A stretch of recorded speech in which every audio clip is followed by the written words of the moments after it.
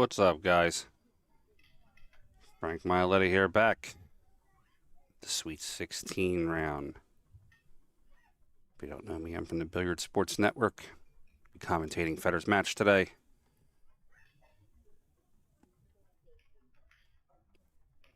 Against Jeffrey DeLuna from the Philippines.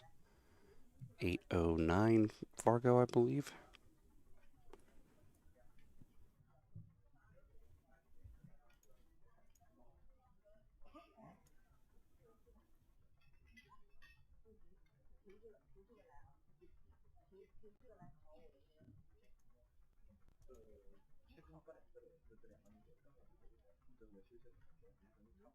Excuse me. We're going to get started here in a few minutes. We'll be right back with our first matchups.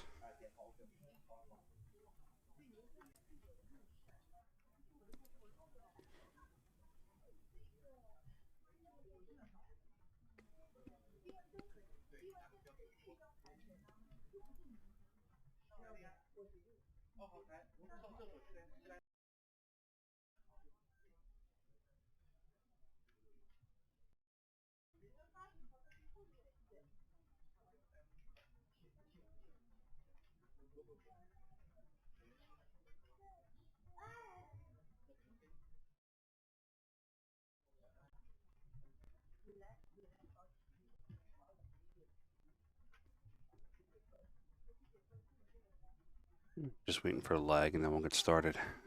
All right, your top 16 for this round. Alex Pagulayan versus Jinhu Dang. Max Lechner versus Stefan Kasper. Naoyuki Oi versus, I'm going to probably butcher this one, Hayato Hijakata. Wojciech Swezik versus Sun Yi Swan. Josh Filler versus Wu Kun Lin. Daniel Maciel versus Fuchi Wei. And our other matchup that literally just got finished less than 5 minutes ago, it's going to be Oliver Zonaki versus Su Juan.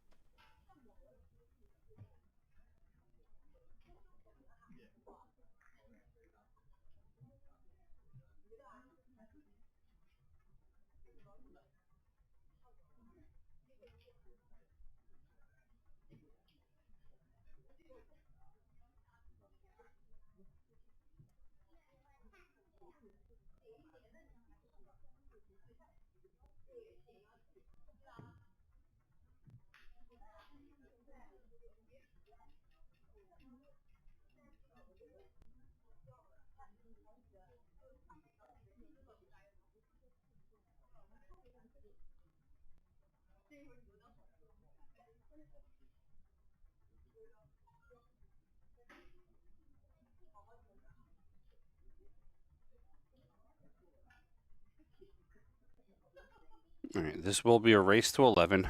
I'm just going to adjust real quick the table sizing here. This way you can see the table just a little bit better, hopefully.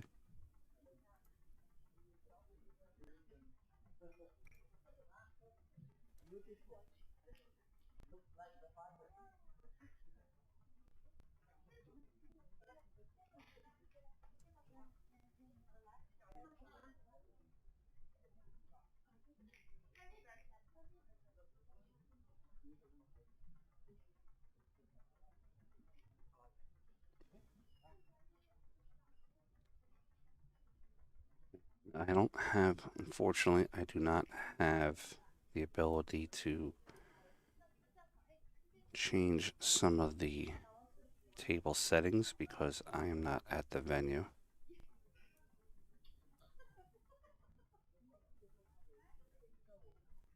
I will do my best, see what I can work with for you.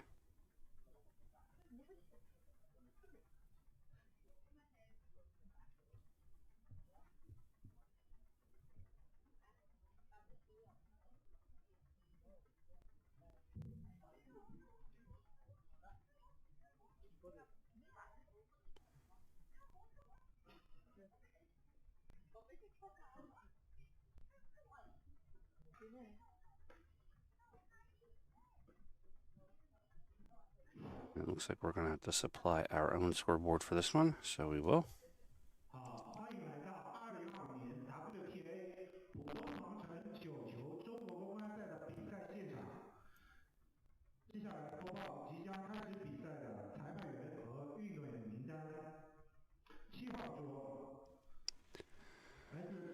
Really beating this wax thing to death, aren't we?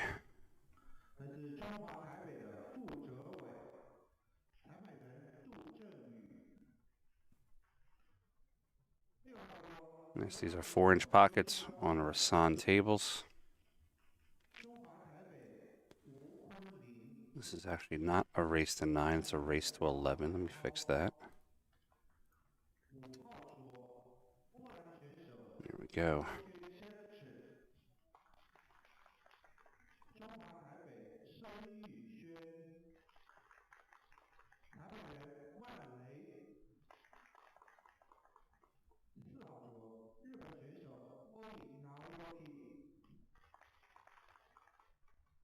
Just waiting for the announcements. I know it was 11, guys. I got it fixed. Don't worry. Just waiting for the announcements to finish up, and then we'll get started.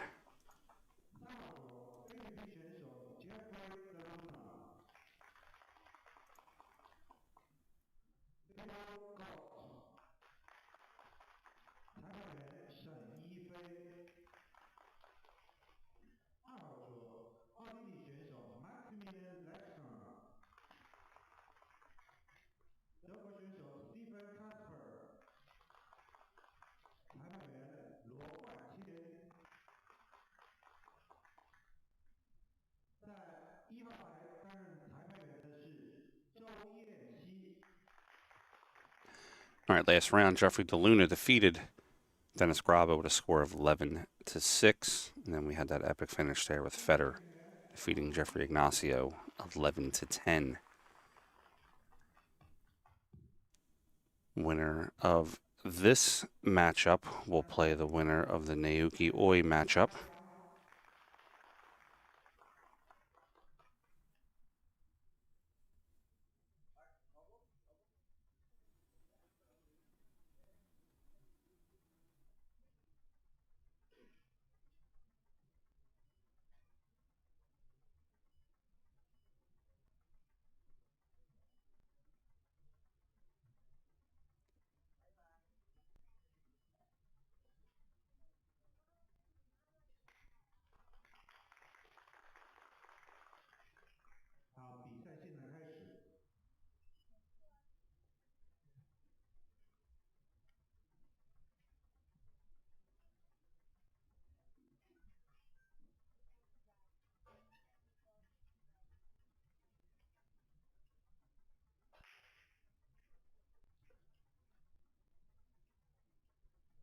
And here we go, FEDOR versus Jeffrey DeLuna, rack number 1.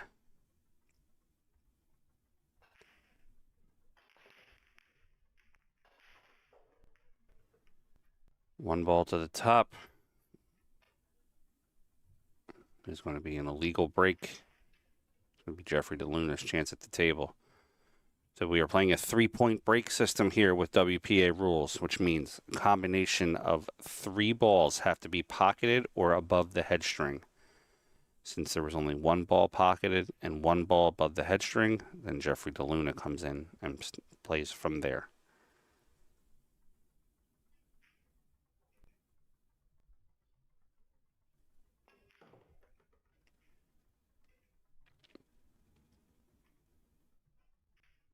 All right, DeLuna 2 rails out. He swings to the 3. He's going to have a little bit of a tougher cut on the 3.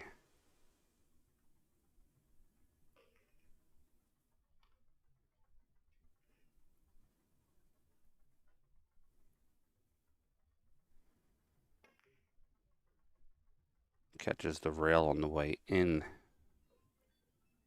It's going to be FEDOR's shot. We had 30,000 views last match, around 1:30 a.m. Eastern Time, 1:30 p.m. Chinese time.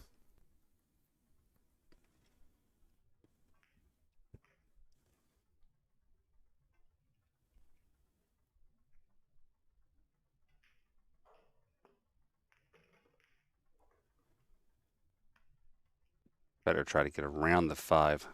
Ran into the 5 off the 3.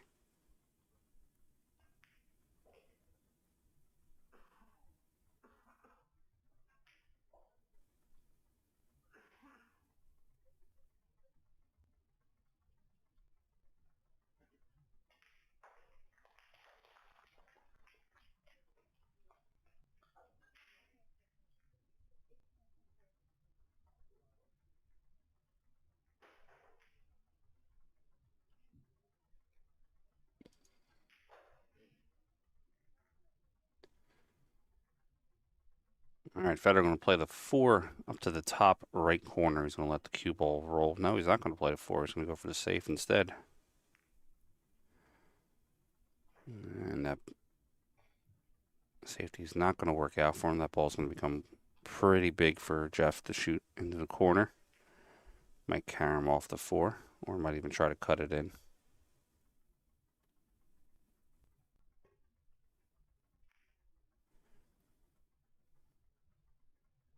I'm very surprised Jeff didn't go for that ball.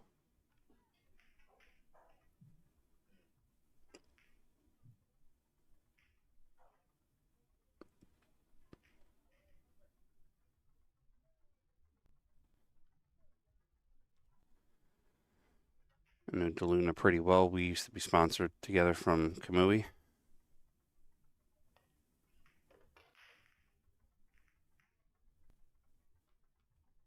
Out to the 5 ball for FEDOR.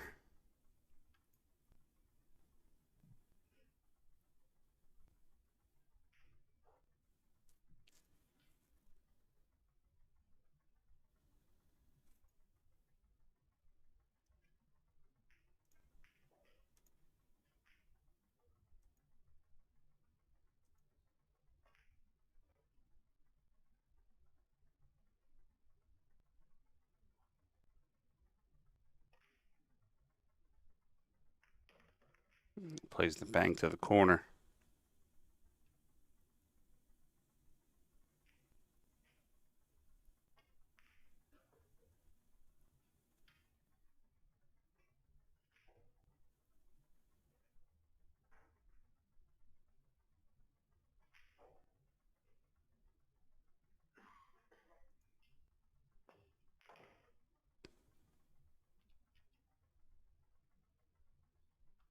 All right, swinging around to the 6.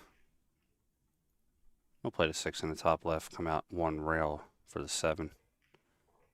He might even just stun draw the cue down the table. Yep, he does.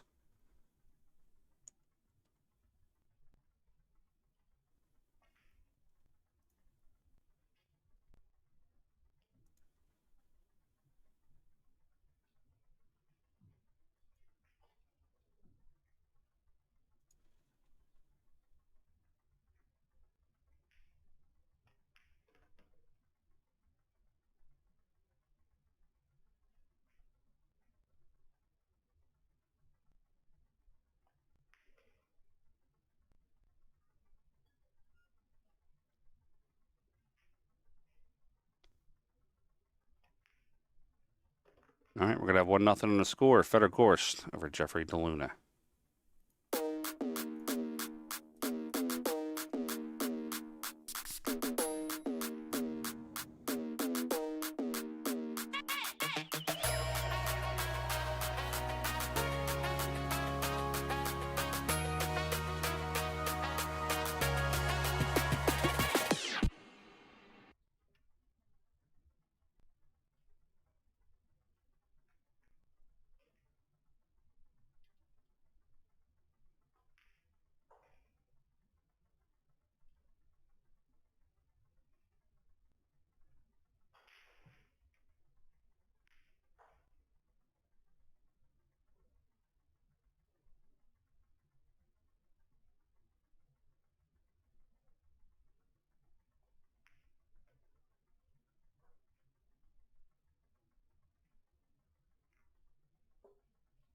All right, 1-0 on the score. Going into frame number 2. Remember, this is alternate break format. So DeLuna will break here in rack number 2. How many of you watched the last matchup between FEDOR and Jeffrey Ignacio.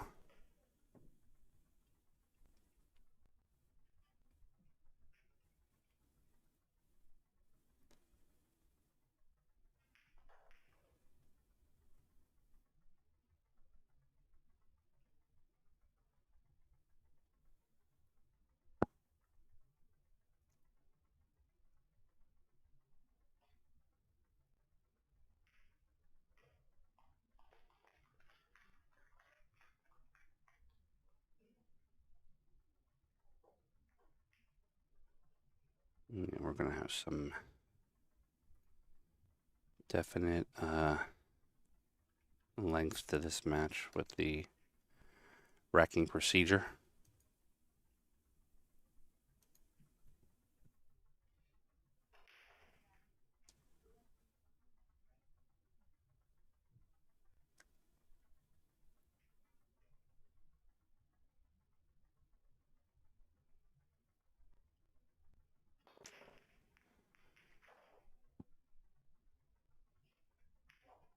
Nothing on the break. Break would not actually qualify as a legal break.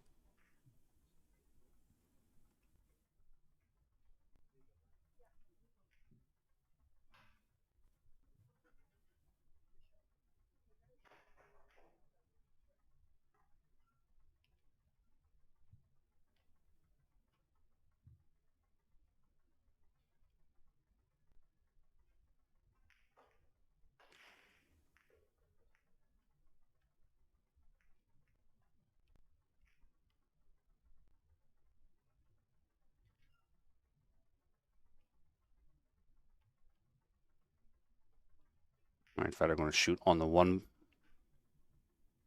You should have the one to the top corner.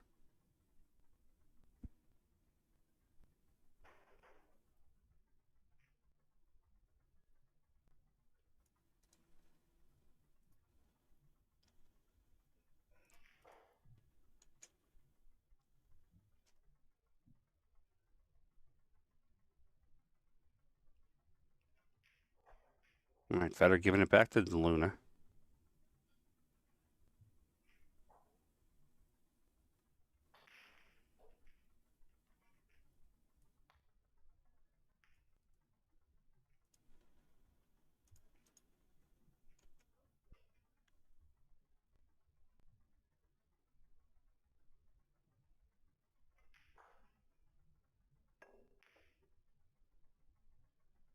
Jeff playing the safe, putting the cue ball around the table.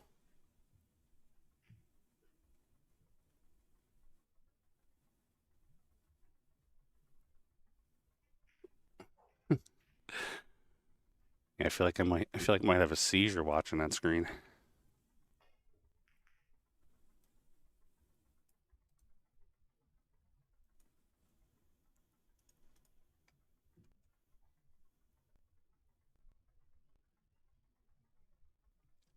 All right, FEDOR going to come from behind the ball.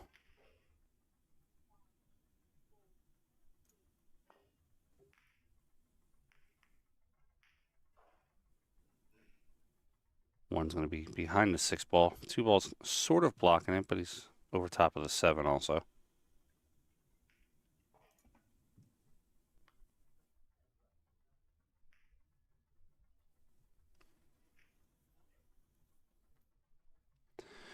So far, the closest person, Gonzalez, the reaching 900 is Filler. I believe, what's he, 859 now? Nice shot by DeLuna.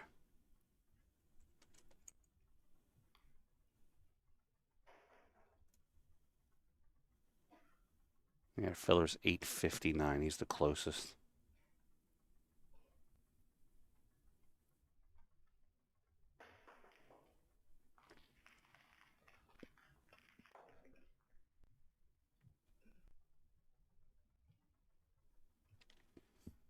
He does not get a good roll off of that combination. He can play the 2 in the side pocket. But he's got to get a little wild with the cue ball, so it's going to move a little bit. Keep an eye on it. 1, 2, 3, probably 4 rails down for the 3 ball.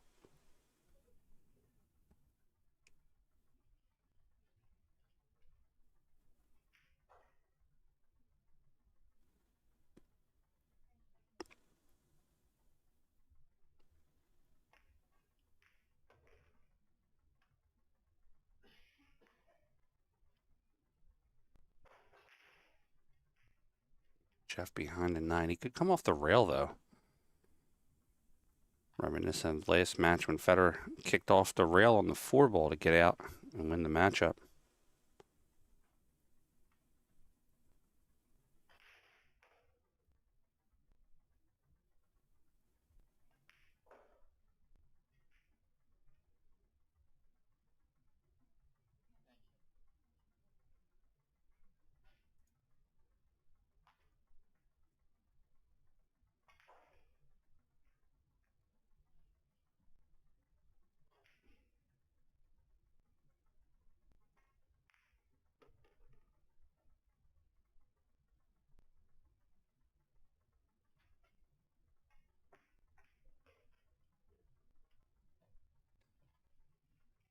Jeff just compounding the bad position. He's got to try to get to the 4 now.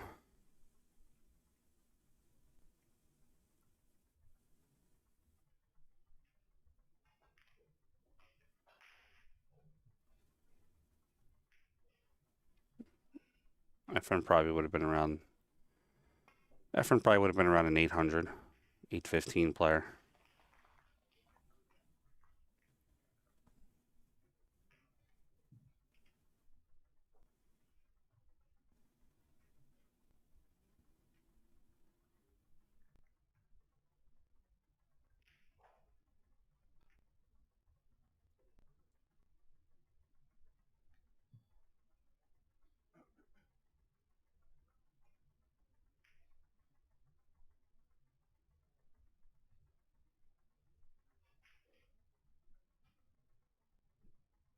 All right. Better looking to see if the 4 slides by the 9. It should go by the 9, no problem.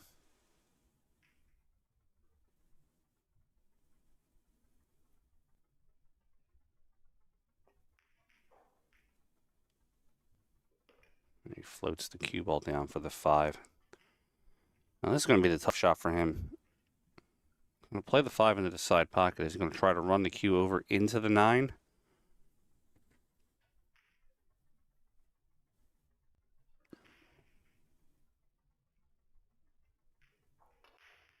Yeah, so he's going to go forward. He's going to try to run that cue off the 5 into the 9 ball. Does make contact with it. Great shot by Federer.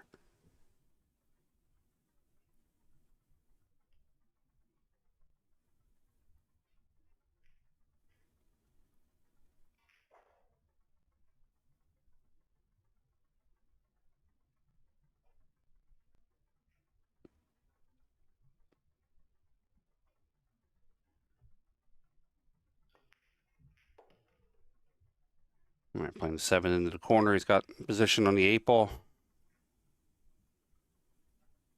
We'll play the 8 come 1 rail for the 9.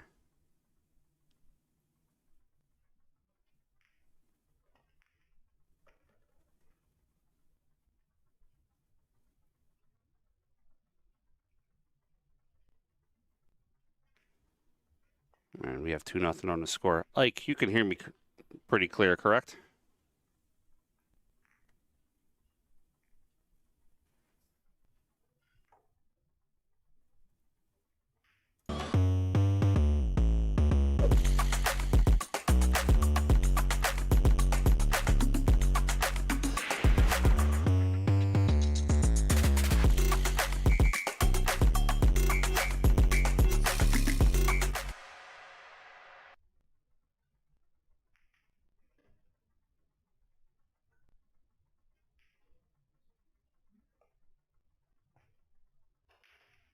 All right, 2-0 on the score. Going into frame number 3. Guys, I can turn the volume up a little bit here on the camera. I'm in Philadelphia, Pennsylvania, about 7,500 miles away from where they're actually playing right now. The microphones on the camera are not that great. They sound very hollow. I can turn it up a little bit. If it sounds rough or bad, let me know and I'll mess around with it. But I can tell you that the sounds in the background are not going to sound great.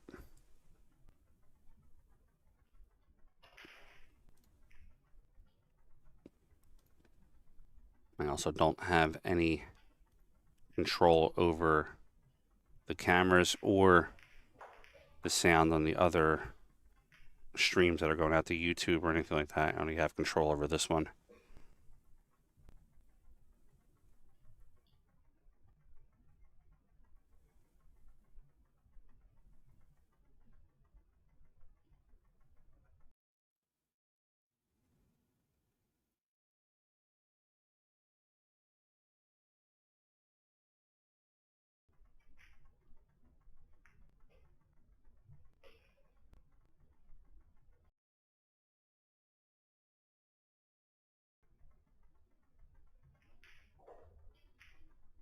This young lady here, the cooler, getting themselves ready.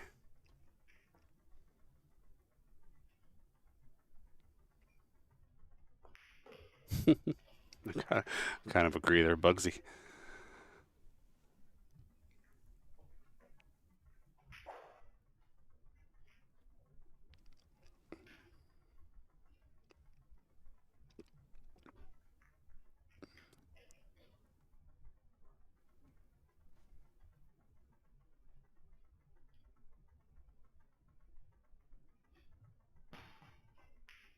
Well, we're really taking our time on this one.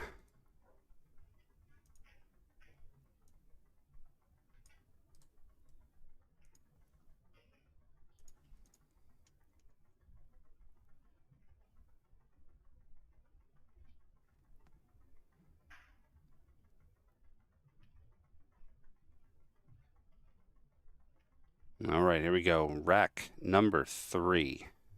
FEDOR GORST to break.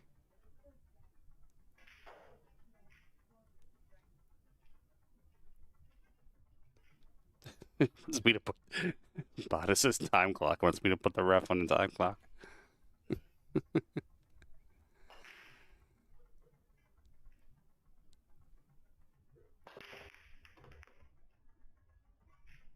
All right, legal break 2 balls above the line, 1 ball pocketed. 9 ball in the way, though.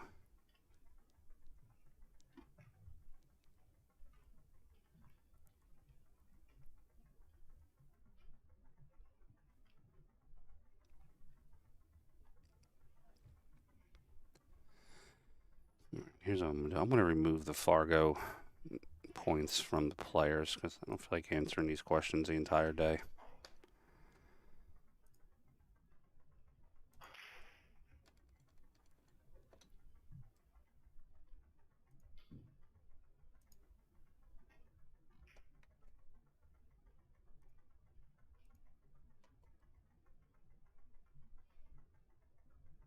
There we go.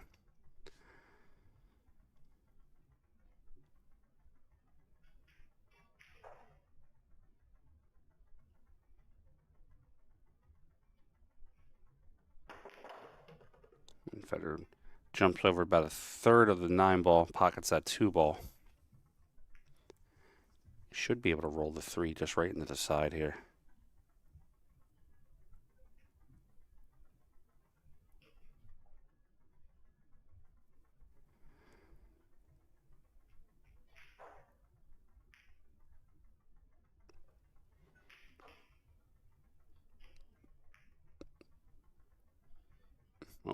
FEDOR's playing this in this event as a neutral player, so flags wouldn't really go here. Besides, these are pretty well-known players. I think everybody knows where they're from.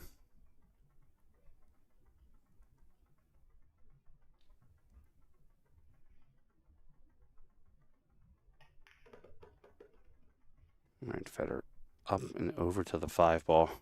Now, they're saying here that the next match after this, if whoever were to win this, they play at 8:30. This is a race to 11. I don't see this match being done by 8:30.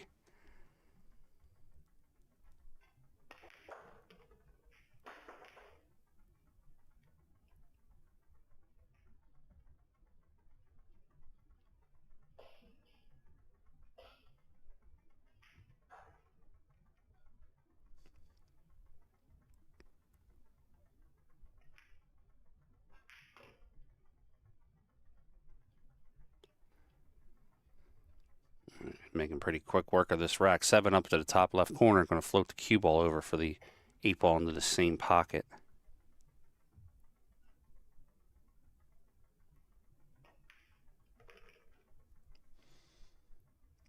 That's how they do it. They do it big over there in China, Howard. You got big screens in the background there.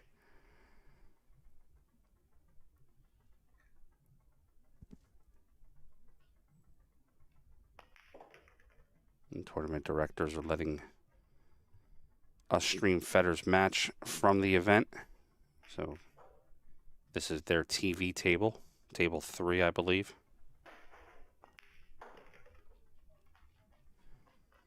All right, we have 3-0 on the score. FEDOR GORST over Jeffrey DeLuna.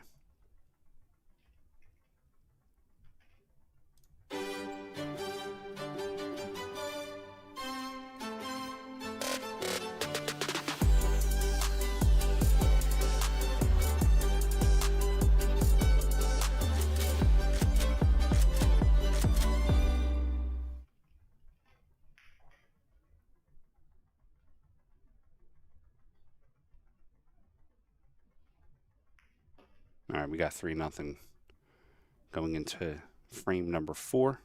FEDOR in the lead.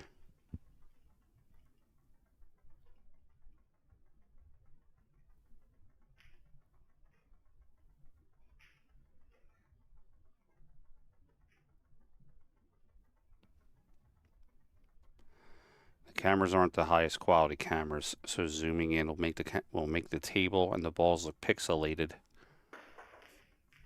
Well, this is the best view I can give you. I'm giving you a free stream here, so let's try to do our best with it, guys. I can maybe slide it up a little bit.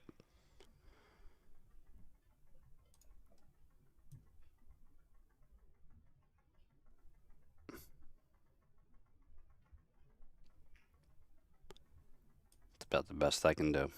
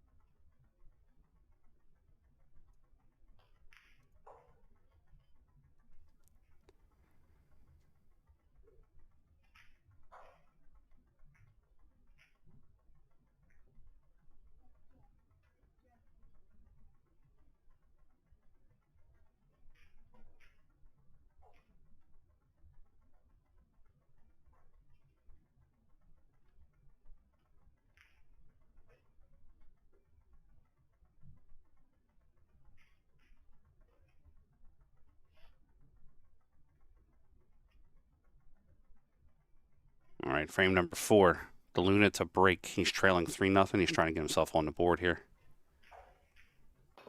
What's up, Slim? How's it going, buddy?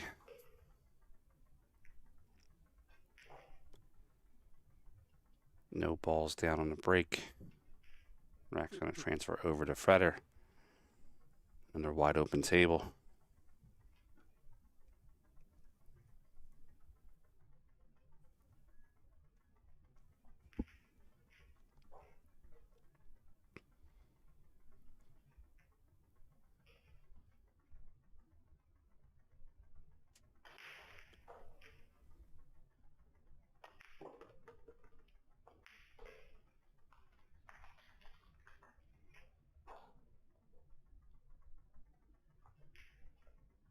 FEDOR's got the 2 ball to the corner. He's going to hold for the 3. He wants a slight angle for the 3 because he wants to be able to maneuver the cue ball up for the 4.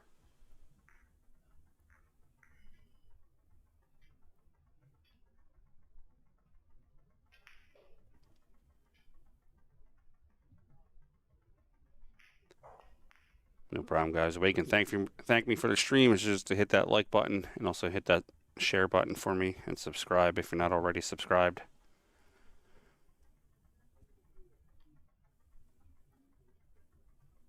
If you want to see more content besides just FEDOR, you can also check out my page, the Billiard Sports Network. We stream all the matchroom events in the U.S., also a lot of pro events.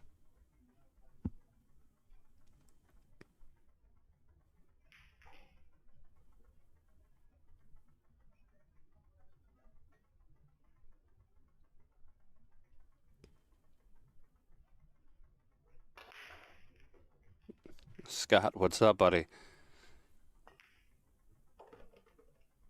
A little too much inside maybe there by FEDOR.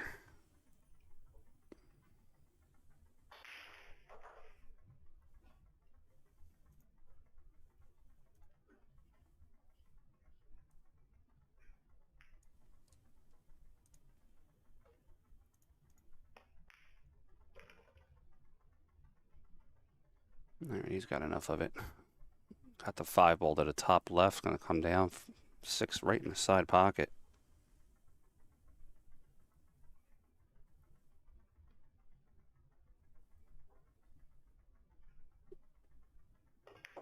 AJ Manis plays well, but I don't believe he would have the backers to go into a 120 match with FEDOR.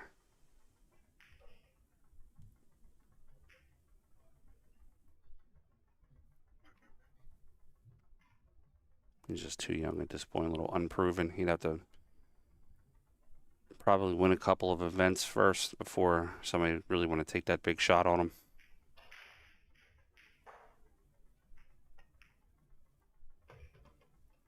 All right, Q around the table for the 7.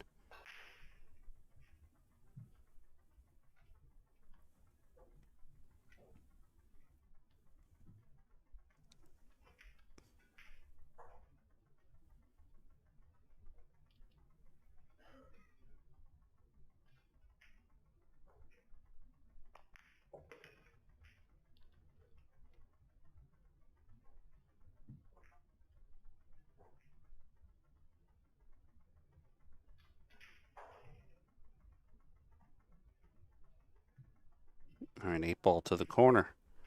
FEDOR's going to hold it right there for the 9. Once he'll play the 9 on the bottom right.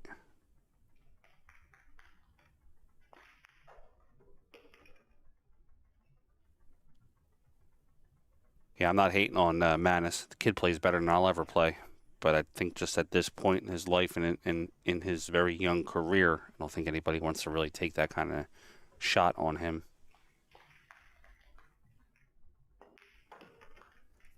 All right, we have 4-0 on the score. FEDOR GORST currently up over Jeffrey the Bull Luna.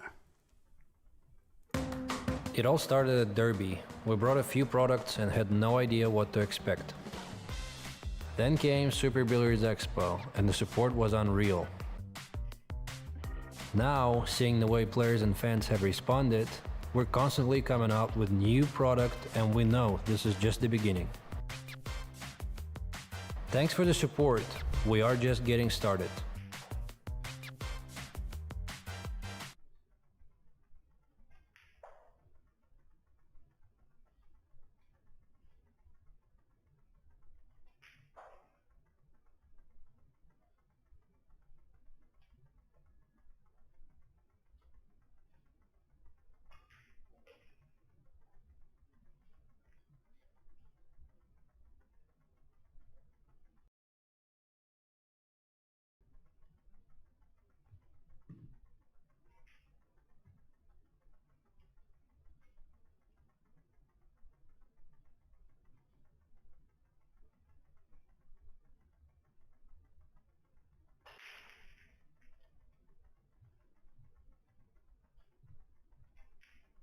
All right, a little better pace on that one. Better go and check the rack out. We're going to go into rack number 5.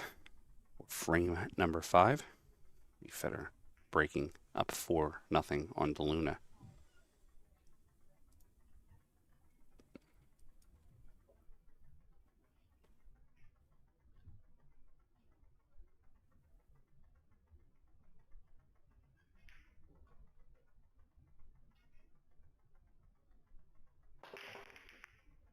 Guys, I promise you, anytime I skip away and come back, I promise you it'll be a great stream. I produce streams all over the world. I guarantee I know when to come back, what time the players are breaking.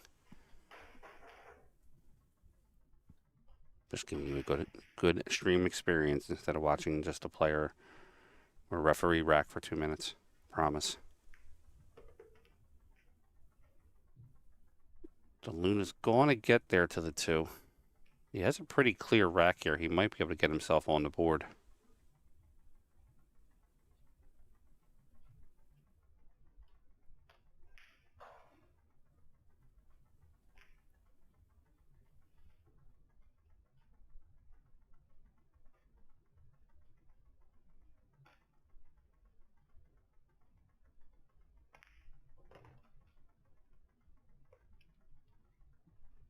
No, you can't do further than 11 in a tournament like this.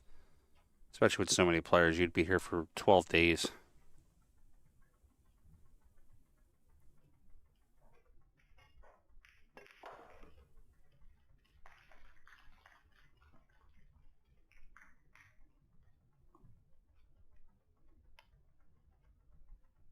Federer's gone to the Philippines and played for money and left with like 175,000 or something.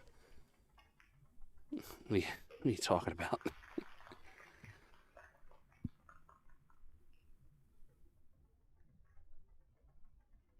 Same thing when he went to Vietnam.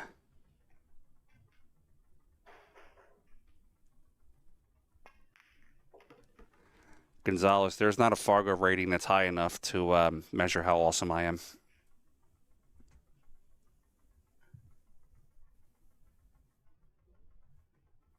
Luke, yes, this is 100% live.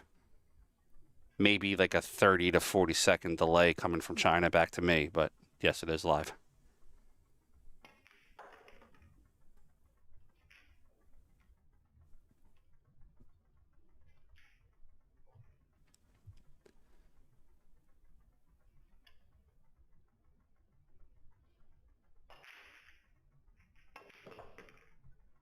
Luna got into that one a little bit, around the table for the 8.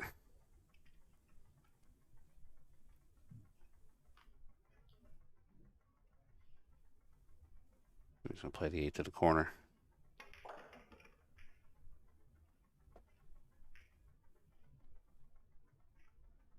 Play the 9 into the same pocket. We're going to have 4-1 here on the score in a second. I've always liked Jeff's open style of play where he just really kind of gets into the ball and goes for the shots. I just know that sometimes with some of those shots, obviously, tougher shots come tougher misses.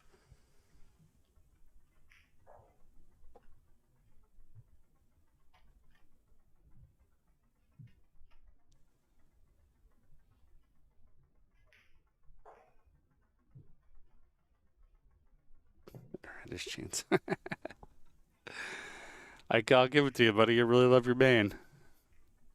What's up, everybody? This is Dave from Classic Billiards down here in South Florida. We do things a little bit differently here compared to your old pool hall. Doesn't smell like mothballs. It's not exactly a library, and nobody's shushing you like this is church. We're all about having fun, eating chicken wings, drinking beer, and knocking some balls around. Don't let that mistake you. We still got the skills, baby. So if you're ever down in South Florida, come check us out at Classics.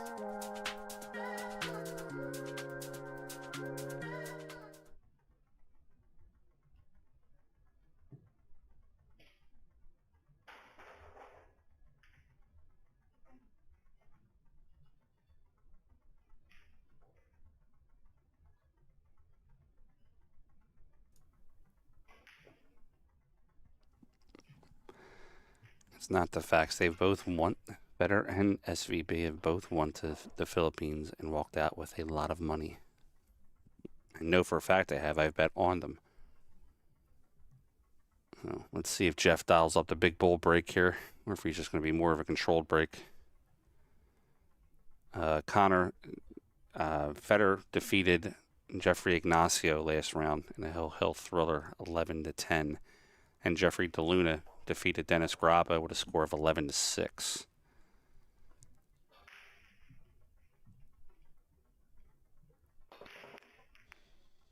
Yeah, Jeff with more of a controlled break there. I thought he was going to kind of dial it in a little bit.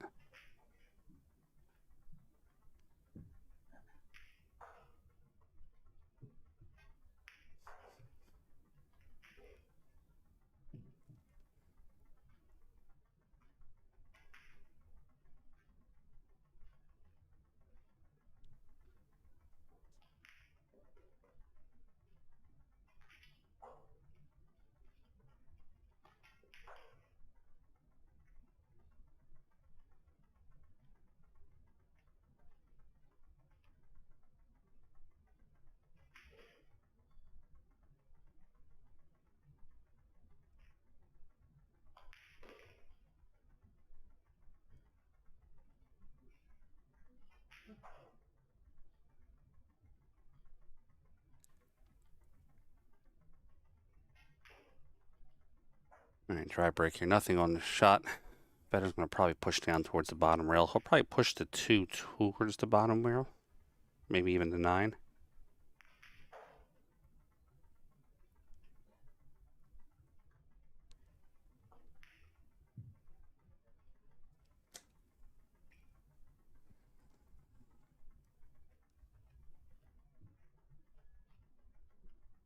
Am I Vietnamese? Are you asking me, Jake, or?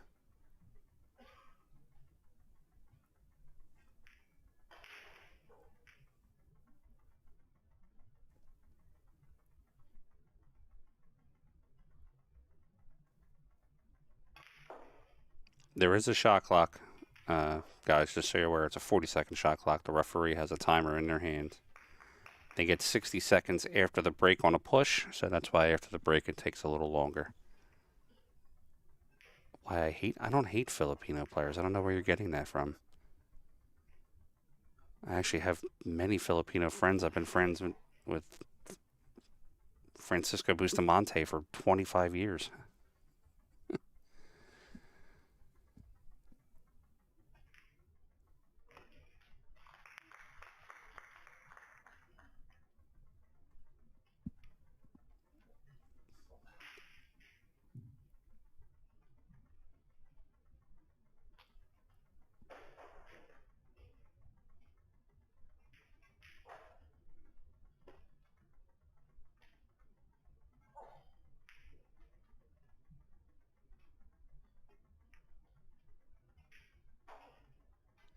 It just makes me laugh sometimes, Ty, because if I get the nationalism, I get the wanting to have the national pride, but sometimes you just have to look at things objectively. I can say if Federer plays it, I'm his commentator. If Federer plays a bad shot, I'll say it. He played a bonehead shot. But like I'm not going to say that every player from the Philippines is an unbeatable god. It's not true. Just like Federer's not unbeatable. I've watched him lose. I stood ringside when he lost at the U.S. Open. It happens. Pool's such a great game. Good shot on Federer. He missed it, though. Pool is such a great game that players can win and lose. Even the best players can lose to another player that's below them.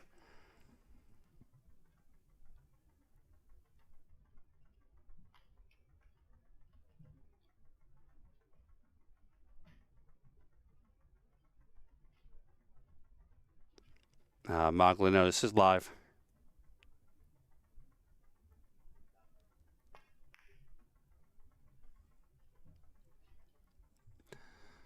Deluna's going to put him right back in that same spot again.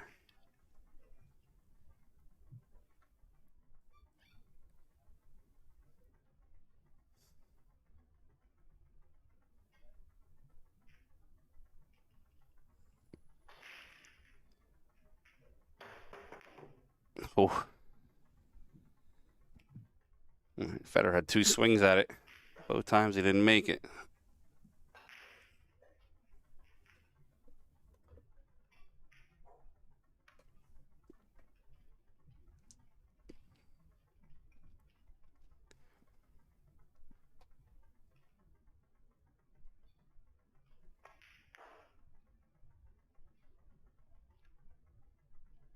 Jeff's going to put that ball down towards the 7. Federer might kick at it instead of jumping. He can probably play off the right side rail. And just as I say that, he's going to go grab his jump cue. Thanks, buddy. Make me look bad.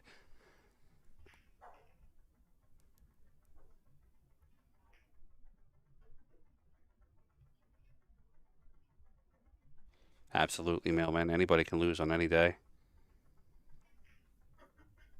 Hell, I've watched some great players go to the B side round 1, round 2, and wind up coming back and winning the tournament or coming in second.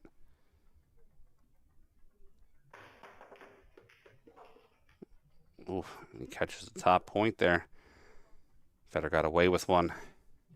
Shot on the 2 ball now. Played a 2 to the bottom right corner, same shot.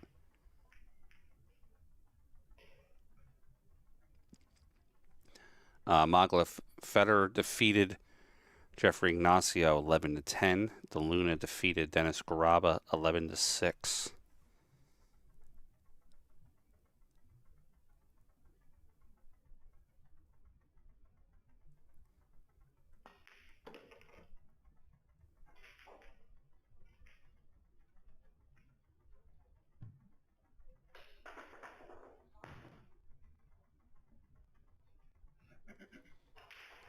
Federer's using a triple 60 cue. Being asked here in the chat what kind of cue he was using. Wii Sports.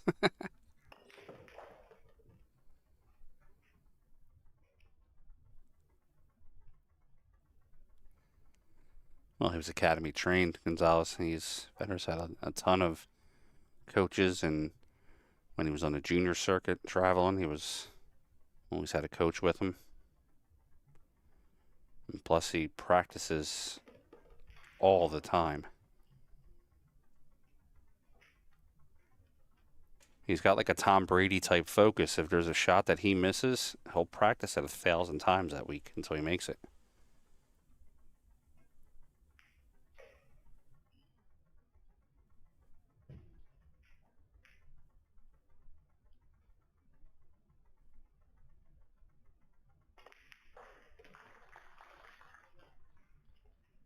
The butt's a 60 also. Viking.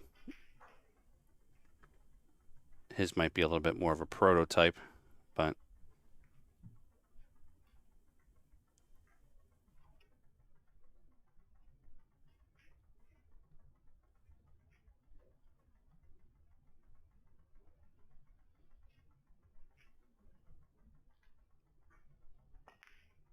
I'm not sure what his experience in Pyramid is. We never really talked about Pyramid. I'll tell you, that's a tough game, Pyramid.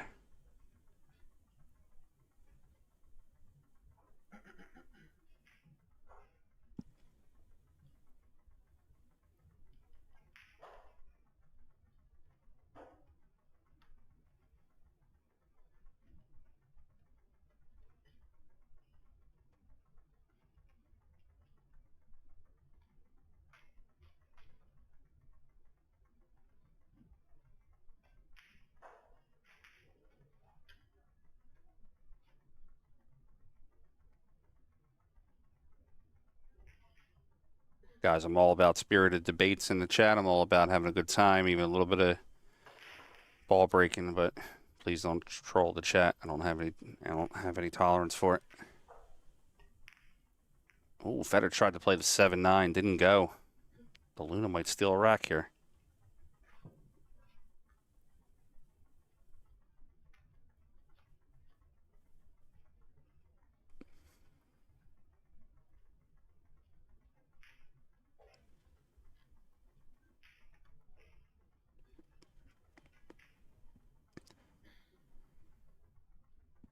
Howard, 40,000 for first is I believe, the pot for this tournament.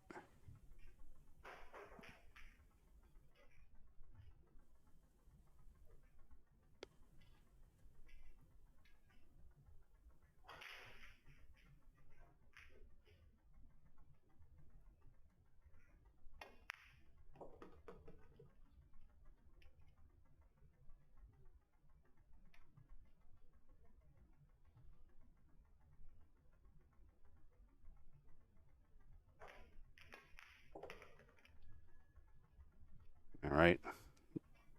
The Luna going to steal this rack after Fedor misses the 7-9. We're going to have 4-2 on the score. And we just joined us. I'm Frank Maialetti from the Billiard Sports Network, special guest commentator here for Fedor's matches.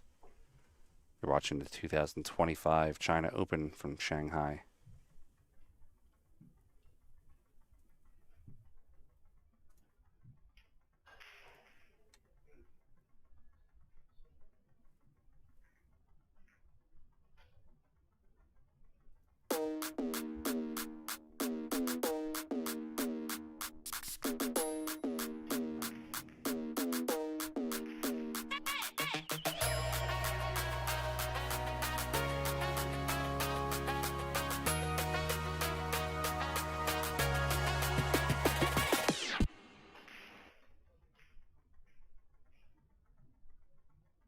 Mac, I'm not sure about over in where you're from, but here in the U.S., it's kind of not a respectful thing to ask somebody how much money they make or what their net worth is.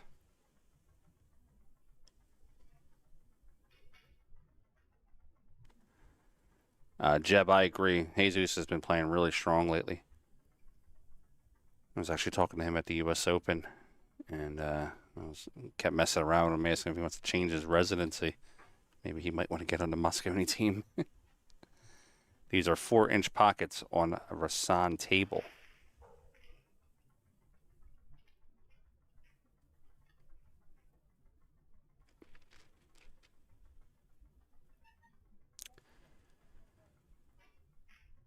please explain to me how I am, Mac?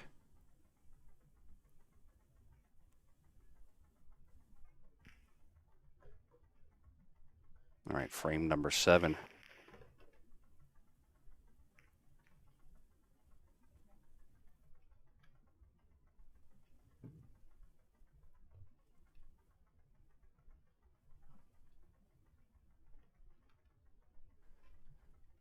Yeah, Joe, you might get some of them lucky finds every now and then. That's how that Rhino company started out. A lot of people viewed them as almost like a Temu style shaft, but there's a couple good things about them.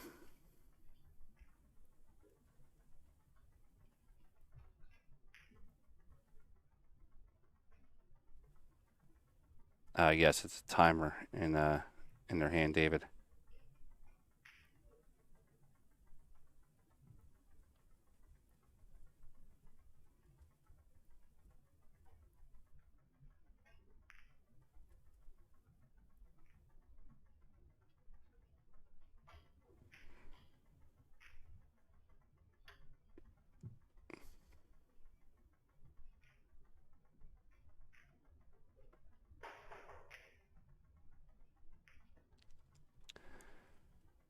George, I guess you weren't here earlier when we were talking about it. I am in Philadelphia, about 7,500 miles away. I'm getting a feed from China. I don't have any control over the cameras, the shutter speed, the ISO, anything like that, unfortunately. If I did, we would be very much dialed in and be as clear as the sun, but unfortunately I can't do anything about it. This is the best I can do.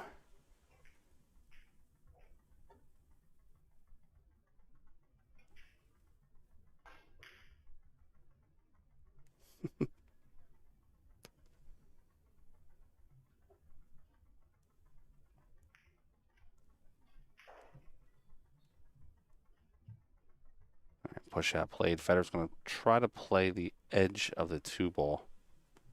He wants to play it thin, though. If he plays it too hard and comes back around the table, it's going to leave an open shot for Jeff.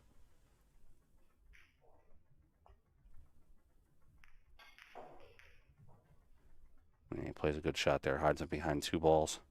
Jeff jumps well, too, so you don't want to leave him too much of a jump shot.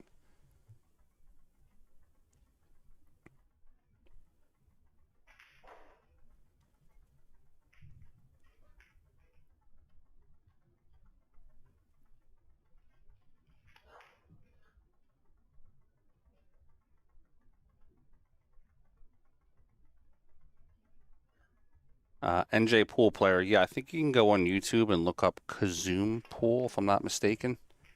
They're streaming some of the events. You can also look up the WPA website, and they'll give you some of the streamers. WPA is allowing Federer to stream to his page. That's why I'm here commentating with it.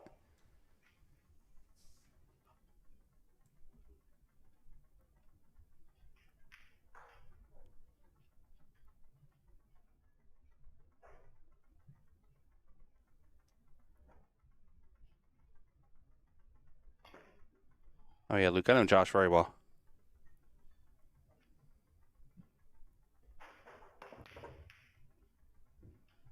Federer fanned on that 2-ball. That was not a good shot for him. All right, let's see what the Luna's got here. Staring at a wide open table.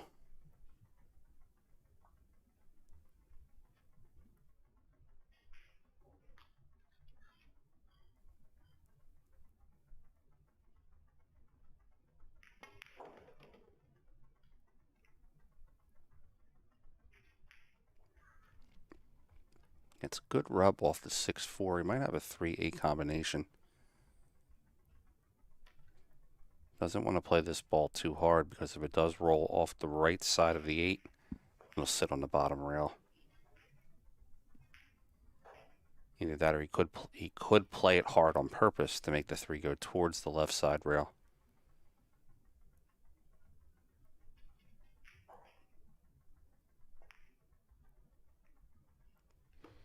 I actually like that idea better. Move the 8 out of the pocket, but I wonder where the 6 is going to go now. In this angle, looks like this. He's going to have to play the other half of the pocket with the 6 ball when he gets to it.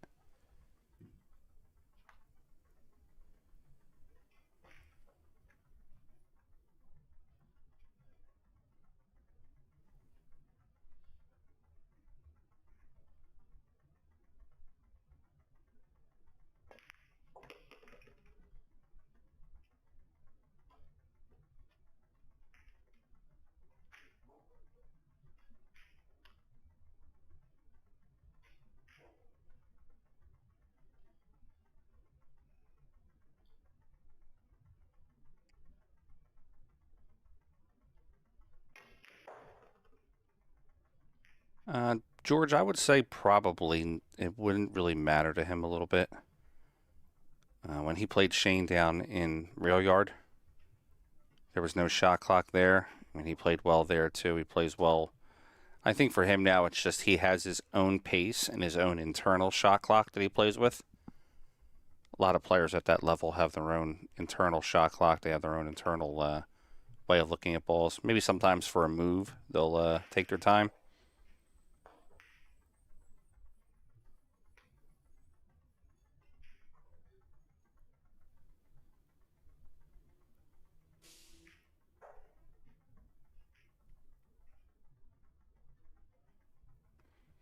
All right, Jeff will play the 7 here in the bottom corner. I'm going to hit it just a little low left, spin down.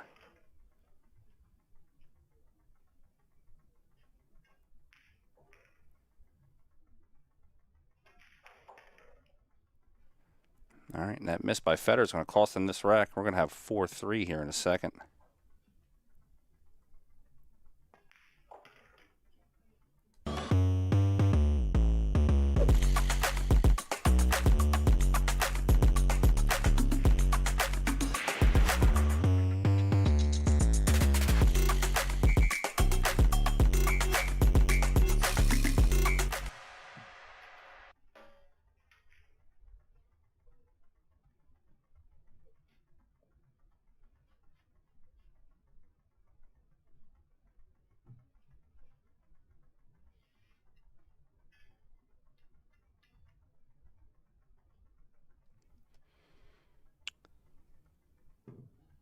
Mailman, excuse me, Mailman Neil's Fine and Jasmine Ocean have some great instructional videos.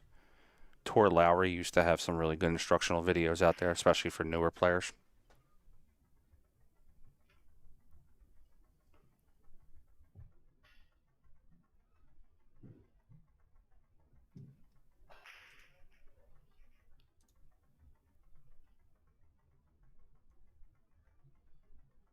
Oh, and yeah, can't forget Dr. Dave either.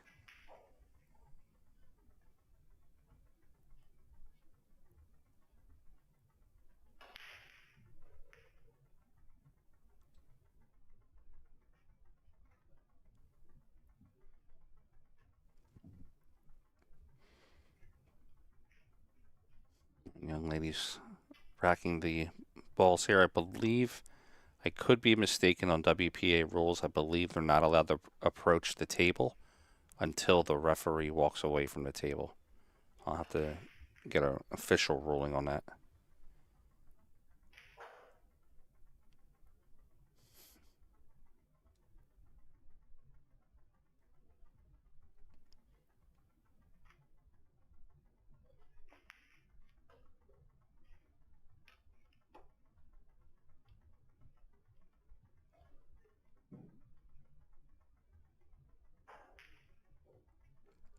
All right, we're going to go into the 8th frame.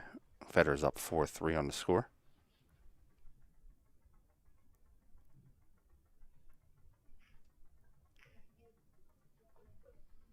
Jeff broke soft last time. I'm not saying intentionally softly. He just broke a little softer than I'm used to seeing him break.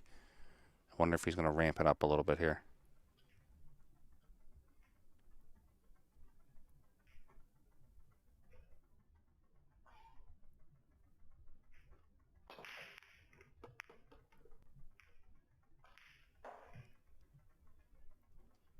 All right, does qualify as a legal break with the 7 breaking the line.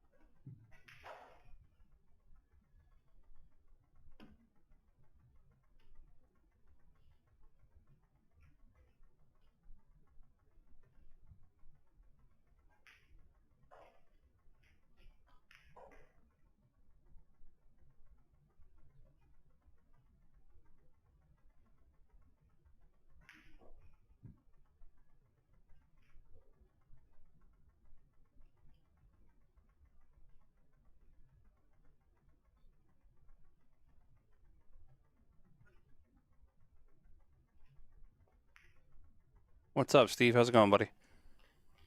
Federer inspected the rack also. Both players are allowed to inspect the rack. They just can't inspect the rack while the referee is racking the balls. Oh, he missed the one.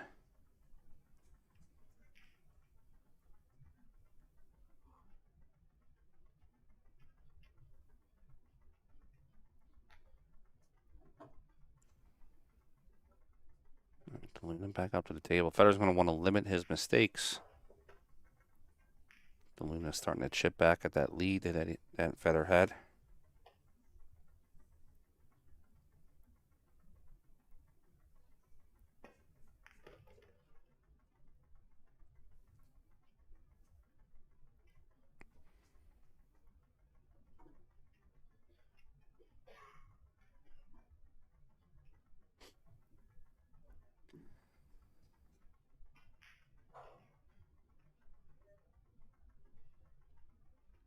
Jeff overshot the two a little bit. He can still back cut it in if he wants to. He's just going to have to use a little bit of kill on the 2-ball.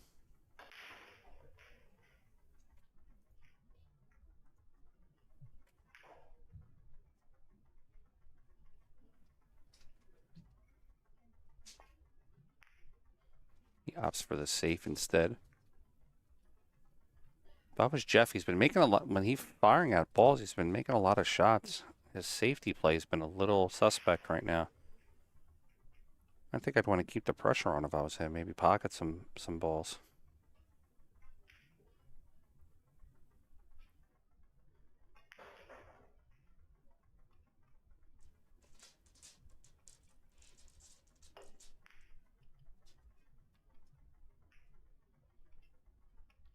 Federer misses that 2 up into the top pocket. It's going to leave Jeff a pretty good shot at the 2. With the 3 being back down on the other end, he can let the cue ball roll to the middle of the table.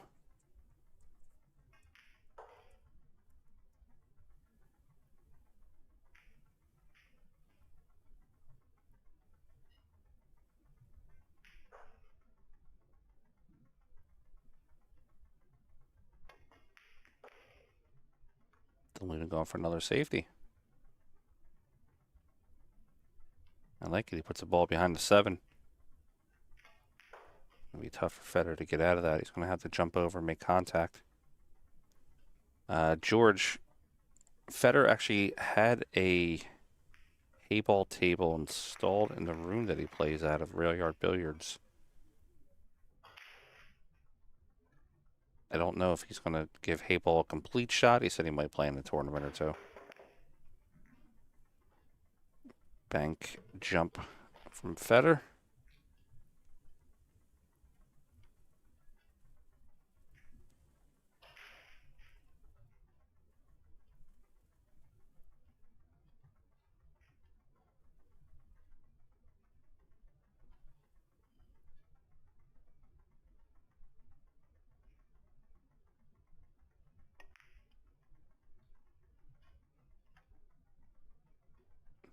He could have been over more on that. He wanted to be behind the 9.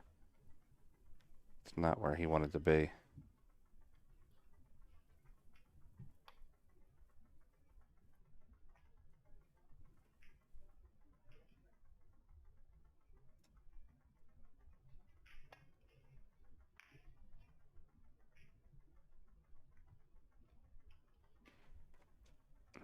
DeLuna put him again in jail, right on top of that 7-ball.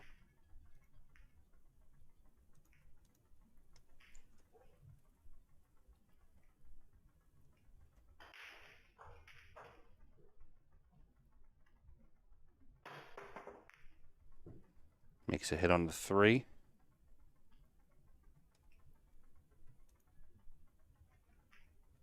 $4,300 viewers actually is what we're at now. Let's try to get to 5,000. That'd be nice. Nice little Friday number.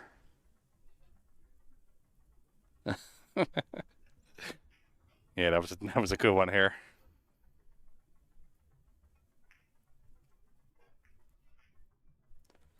Good shot by Jeff. Locks him up on top of the 5. Remember, all ball fouls, so Federer can't touch any balls. I expect him to come 3 rails. left rail, bottom rail, right rail. Maybe try to kick that 3 in the side pocket or kick it up table.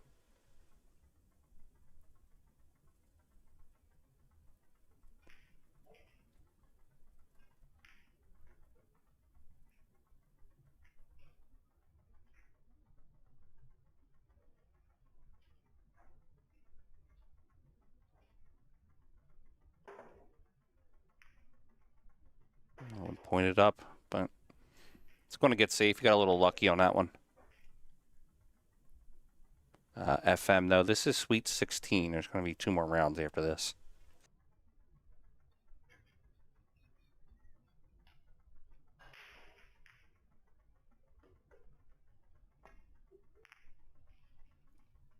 Something's got to get to a rail. All right, 3 ball gets to a rail.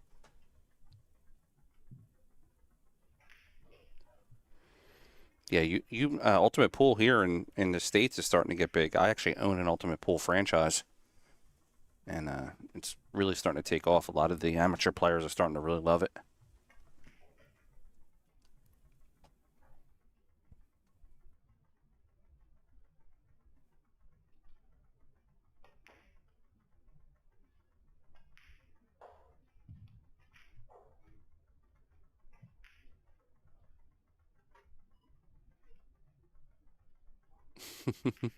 James. I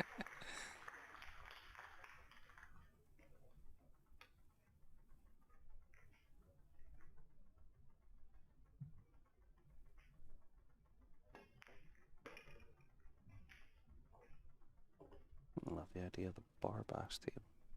It's so crazy that they're expensive over there in the UK, because over here the full-size table is more expensive than the bar box table. What's up, Quote? How's it going, buddy?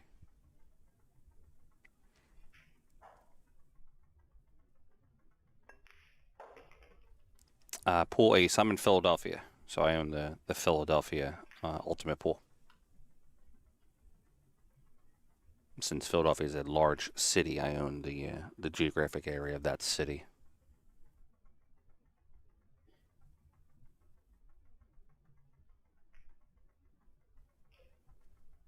So their national championship is played on a larger table, but if you wanted to play your area league on a 9-foot table, it's allowable. It's not an issue for it to be on 9-foot tables.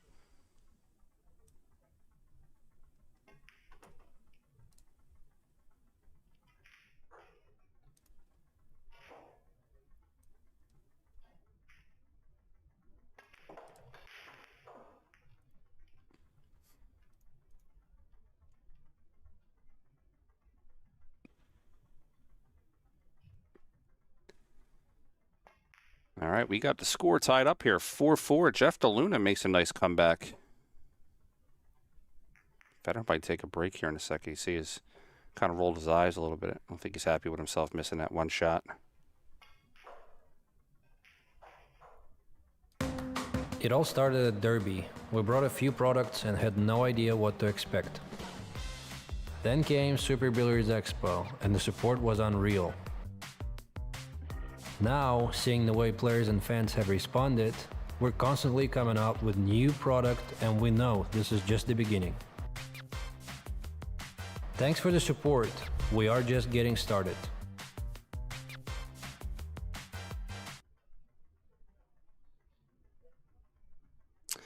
No Quote. I was actually up around 1 a.m. Federer's first match of the day was at 1 o'clock or 1:30, so I was up commentating that one.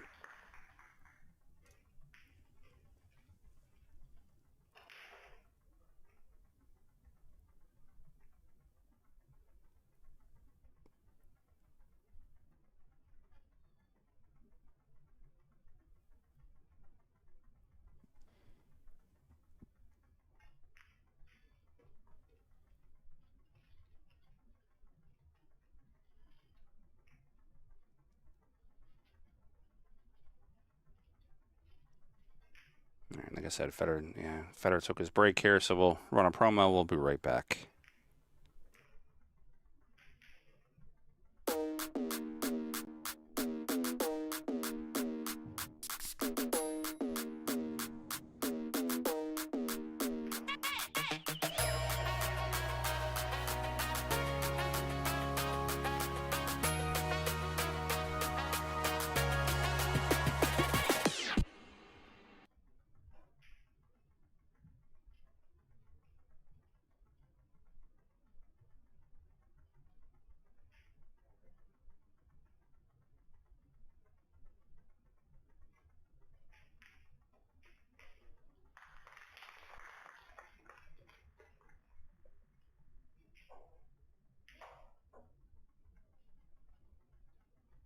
Hello guys, I'm FEDOR GORST and you're watching Billiard Sports Network.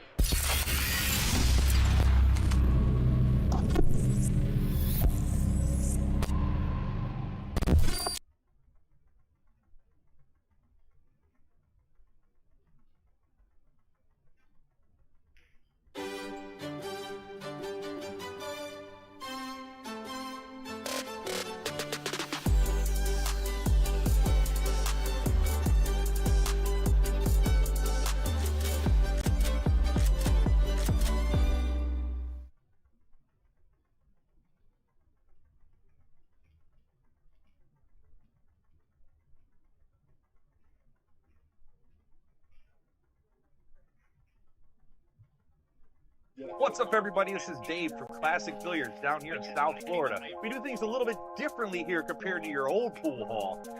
Doesn't smell like mothballs.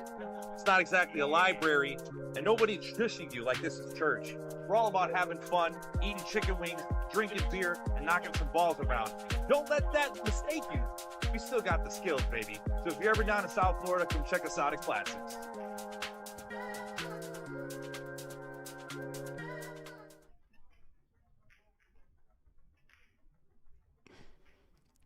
Doug, yes, I can say that Josh Brothers does gamble. Gambles quite well, actually. All right. 9th frame, tied up 4-4. Federer breaking.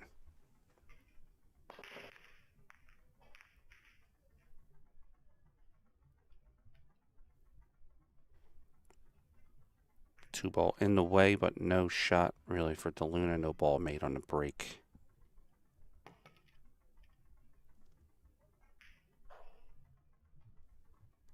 All right, Jeff maybe going airborne.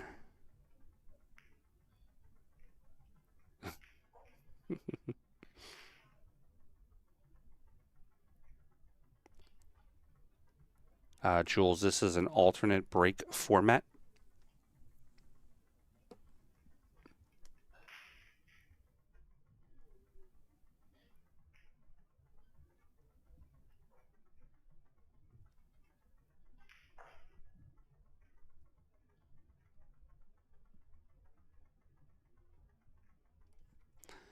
We got action in the stream. I like it.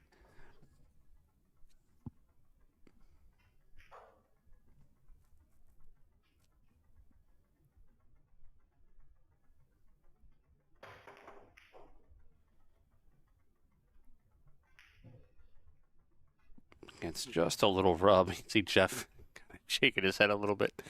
Just a little rub off the 7 there at the end.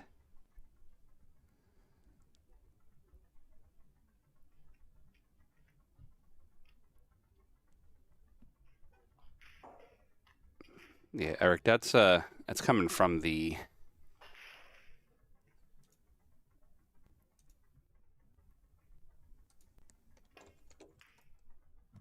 venue. It's actually a refresh rate. If you're at the venue, it probably won't look like that. It'll probably look nice and clear.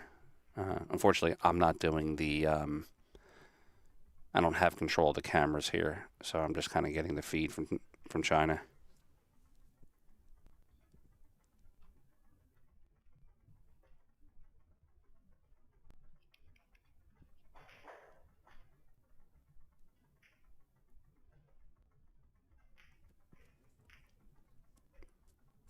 Steve Saylor, that would be an absolute dream for me.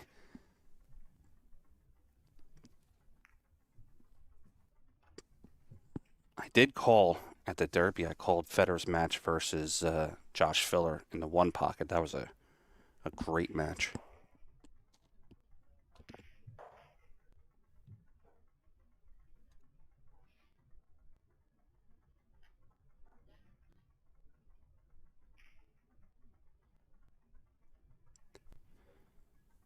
All right, inside English for Jeff. He's going to hit the left rail, bottom rail, just clip the 1.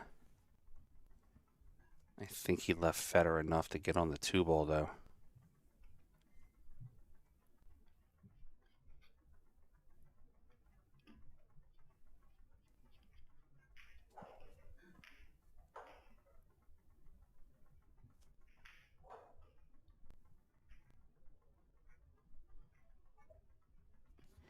Maybe not enough. He's going to look like he's going to go airborne with it.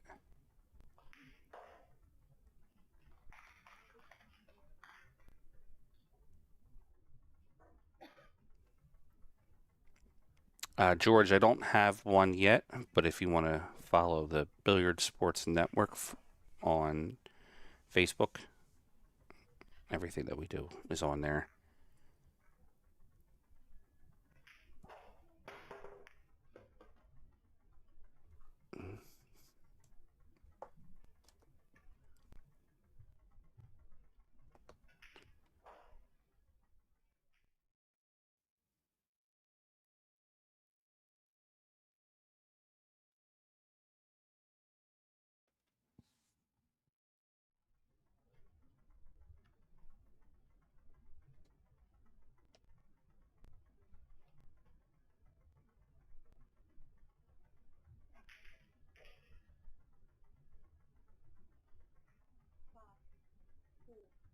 And he made the 1 and got position on the 2. He's got to clear that gap. And he just gets there. It's amazing sometimes how these players, Jeff included, Filler, they can play the ball to get just to a precise position. Almost sometimes where it looks like they're lucky, but you just know that they're playing to get there.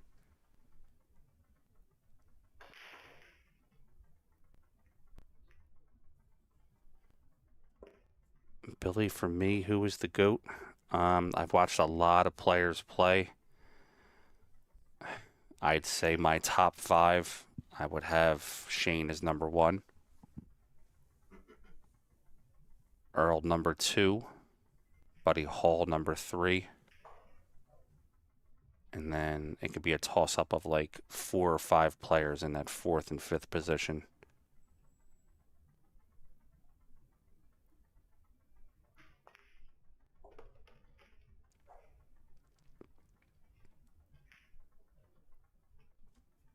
Efren, Francisco, Nick Varner.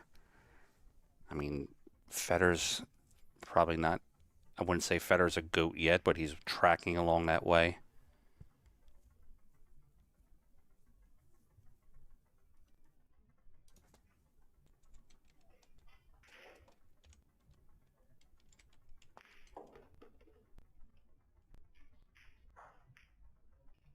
I mean, what Fedor's done with his career as early as it's been.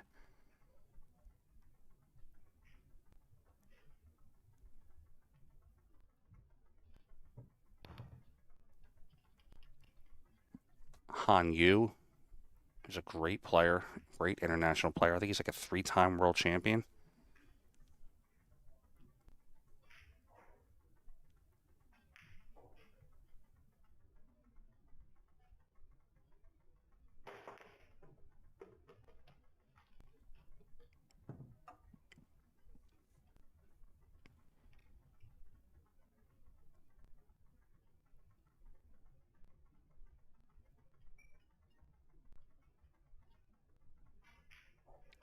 Which pool player has the most R? I would agree, Jason Shaw.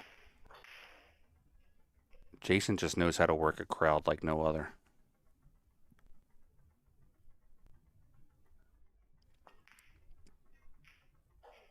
Speaking of Jason Shaw, him and Earl actually will be at Amsterdam Billiards tonight.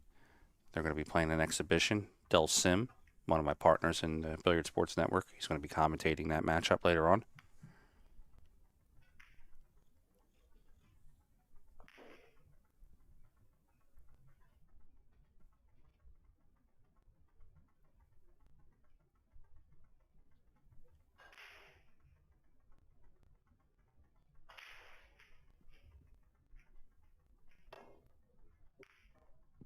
Luna kicking that ball back down table.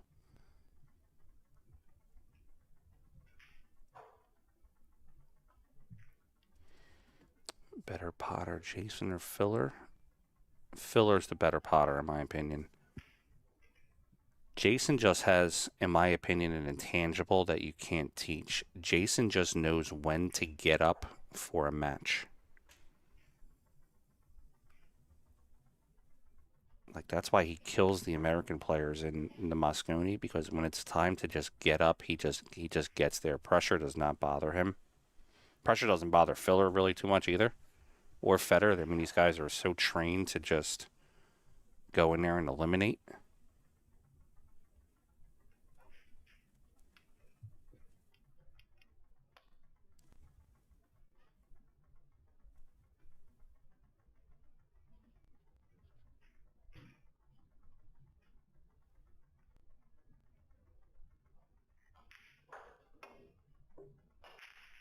Makes a hit on it. Where's the 7 going? Oh, almost to the pocket. All right, FEDOR's going to get a chance here to take a lead.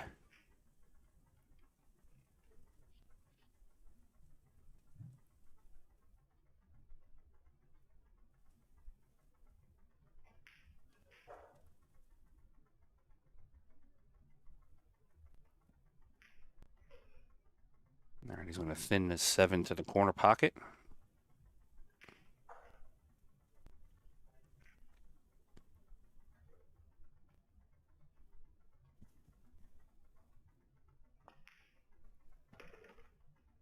Coming back up table for the 8. And just think, you know, if you follow sports, I know there's a lot of international people here in the chat, but if you follow like American sports, you know, they always say that players hit their prime around 26 to 30 in football, baseball, basketball, etc. FEDOR and Filler are not even there yet. Filler's 26, FEDOR's 25. I mean, these players are only going to get better. It's crazy, like how much better they can still get.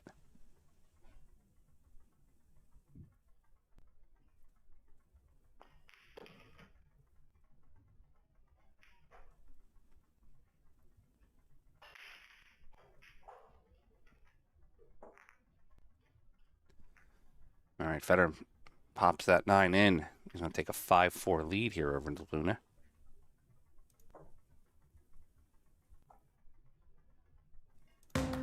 It all started at Derby. We brought a few products and had no idea what to expect. Then came Super Billiards Expo, and the support was unreal. Now, seeing the way players and fans have responded, we're constantly coming up with new product, and we know this is just the beginning. Thanks for the support. We are just getting started.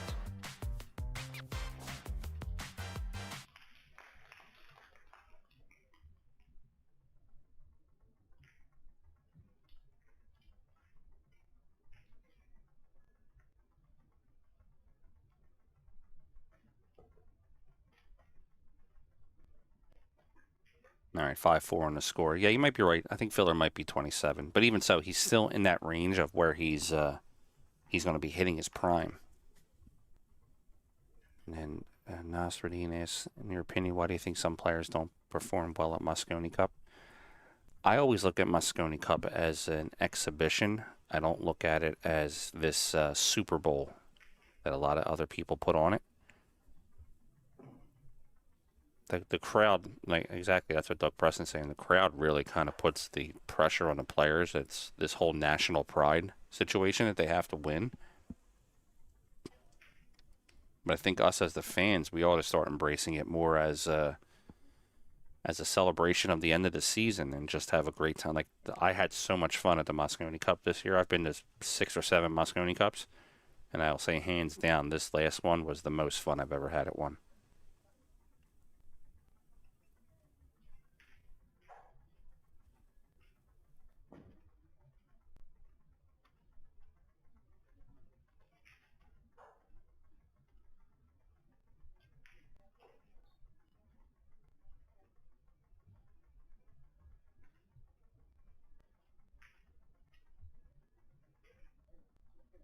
All right, frame number 10, DeLuna trailing by 1. FEDOR up 5-4. Young lady referee was telling him to hold on. Not sure what that was about.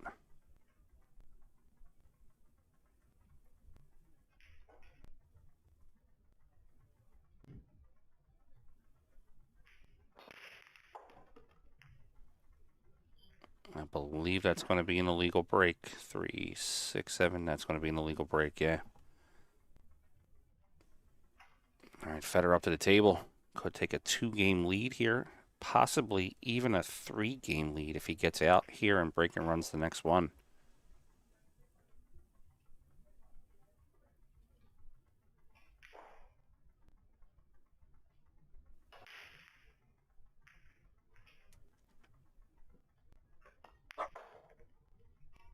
Nope, that's my dog. You'll hear her in the background. She's got a little bit over an 800 Fargo, so when you hear her barking, she's probably found some action.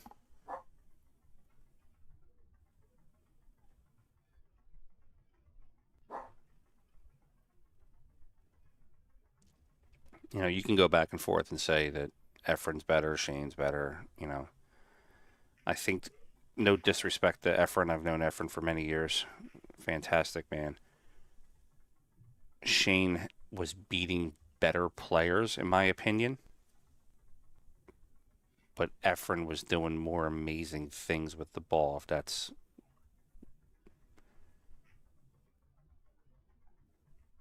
But Efren just has that godlike aura around him. Like, when you're around Efren, you just want to show off because it's Efren. You know, he's just... You know, just amazing.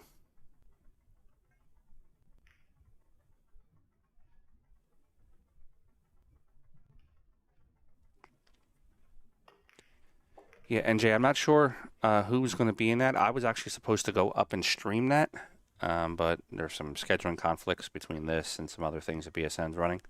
So I know Dell's going to be there. And I'm sure him, Henry, and everybody else in the room are going to put on a great show.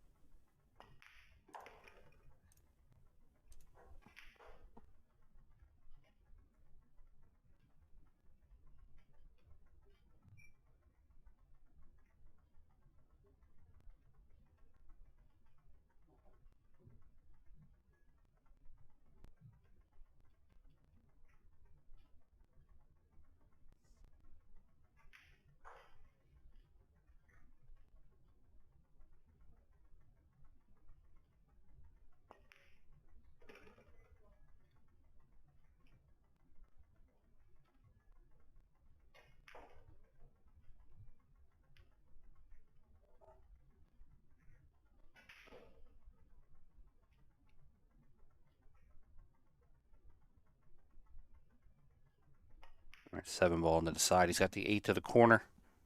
We'll play the 8, come over 1 rail, play the 9 in the side pocket.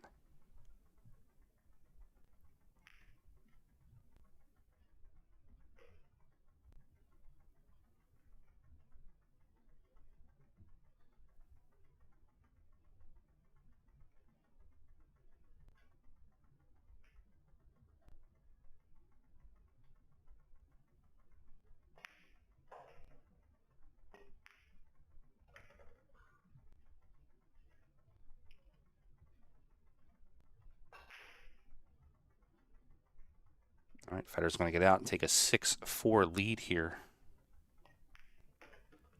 after the illegal break by Jeffrey DeLuna. It all started at Derby. We brought a few products and had no idea what to expect. Then came Super Billiards Expo, and the support was unreal.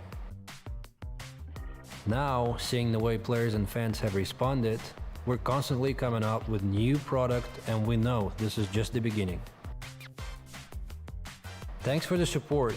We are just getting started.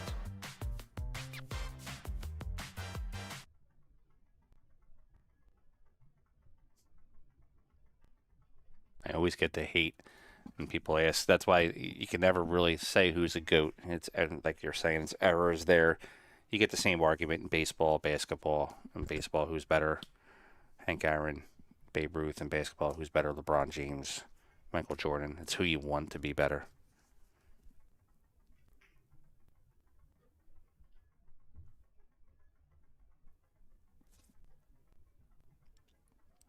Exactly. I mean, like I said, Efren's a god. When he walks into the room, the entire room stops.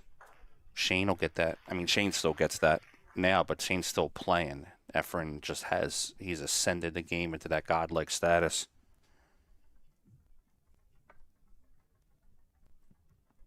George, I've done 1 or 2 matches in Europe. I've done them remotely, not actually in person in Europe.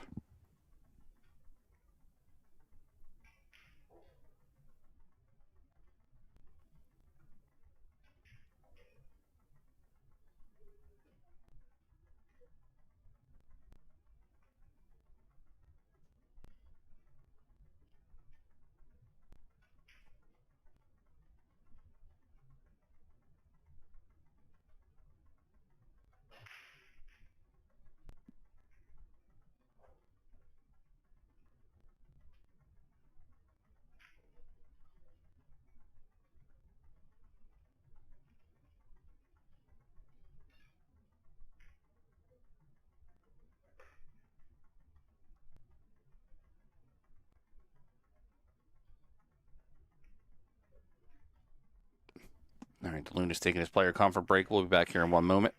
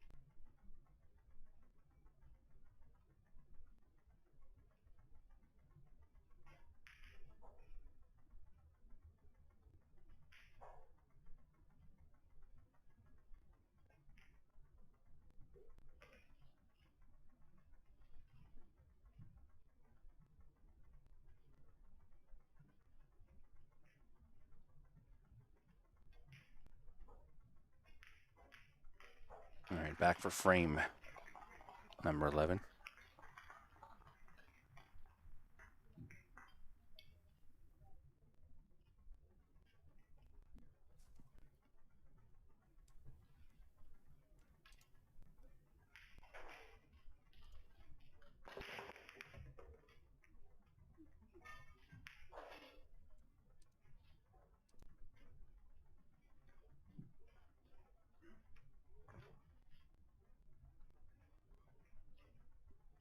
Oh, she's going to have to remove that magic rack. Would have liked to have seen her put a ball placer down instead.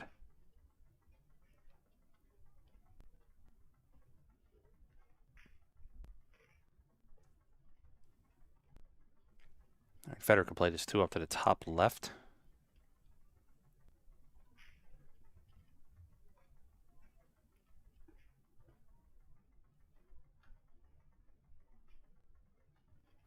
Artani, Intensio is not in this event, I don't believe. Let me see. Yeah, he's not in this event. Well, at least not in this, in the final 32.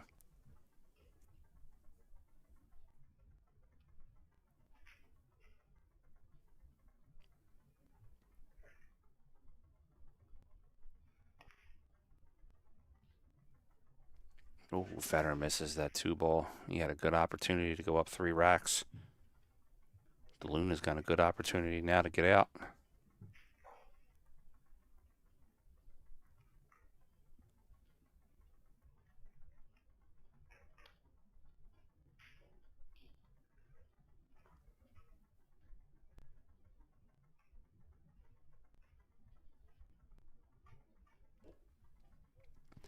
This is top 16. Wow.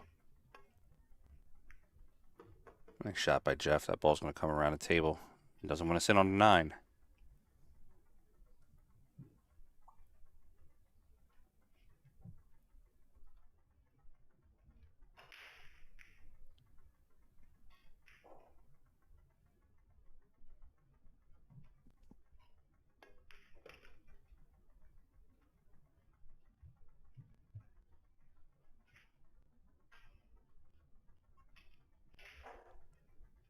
He's been playing here and there, Paul. I know he played at the Expo WNT event. He wasn't at the Battle of the Bull, I don't believe. I can't remember.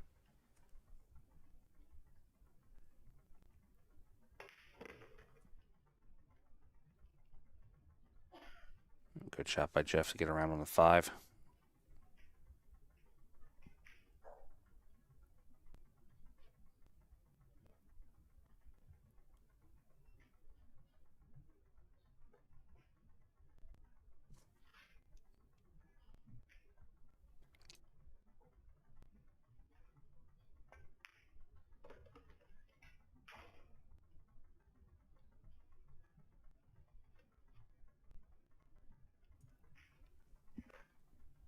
All right, that's 6 up to the top corner. A couple different ways he can shoot the 7. He can basically get the cue ball to the rail and then come forward on the 7, or he can punch off the rail and play the angle on the 7, drawing backwards.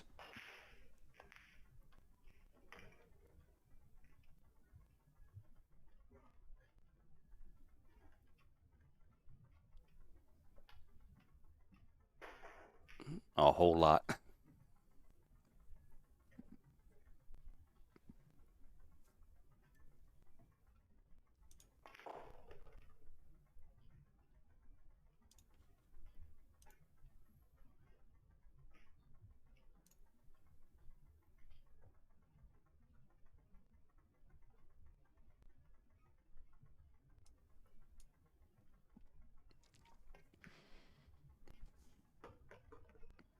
All right, DeLuna's going to get out of this rack after Federer looked like he was going to take a 3-rack lead.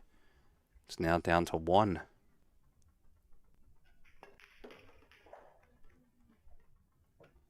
All right, we have 6-5 here on the score.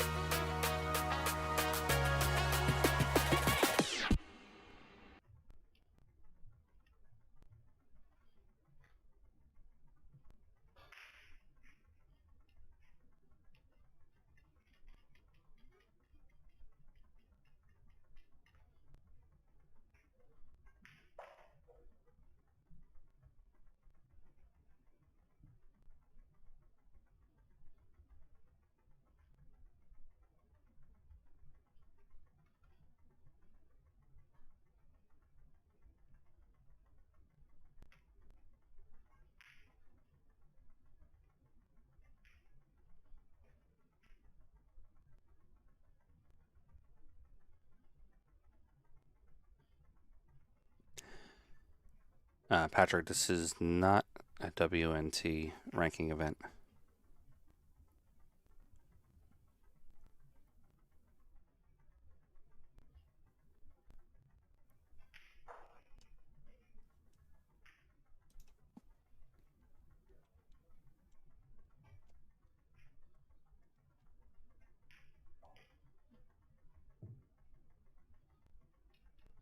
Hello guys, I'm FEDOR GORST and you're watching Billiard Sports Network.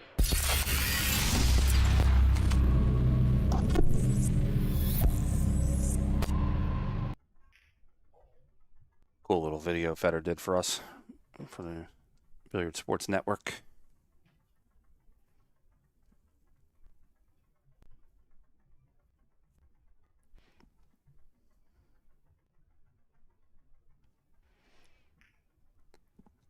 don't have my audio box connected here. It's at my normal place of streaming, but I have a little Jeopardy sound I could play.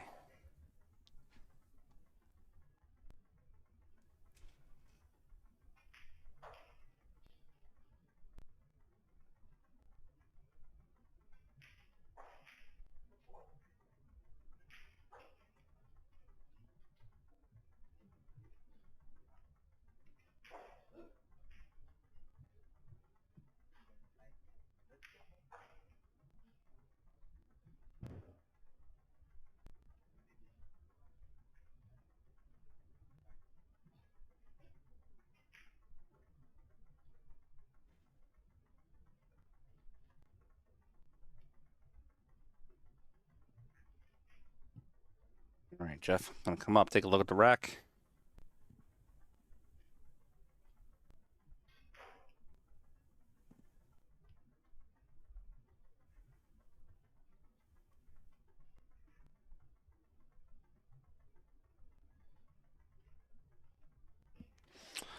No, Laura, so that scoreboard was supplied by the venue, and with this one, since they're sending me just the feed, I don't have that scoreboard, so I had to put up FEDOR's scoreboard.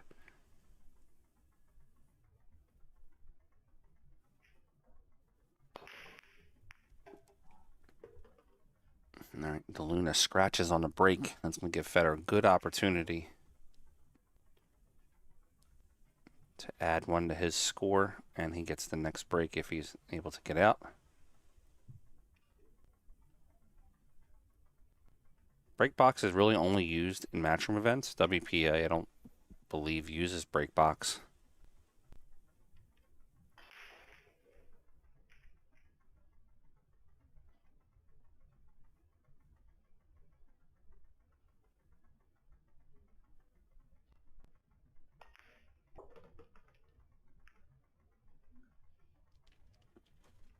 He did not get where he wanted to be on that one. He's not going to be happy with himself.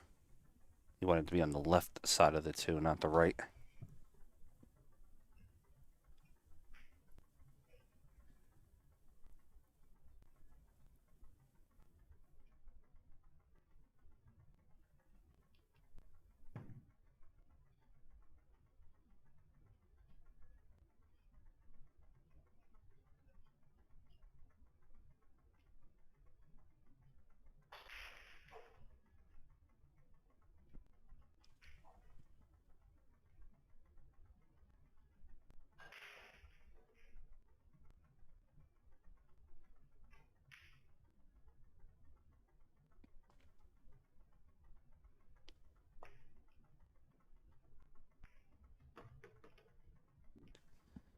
All right, so he plays a two-in, comes down, has position on the three ball. This is actually the type of shot he missed last rack on the two.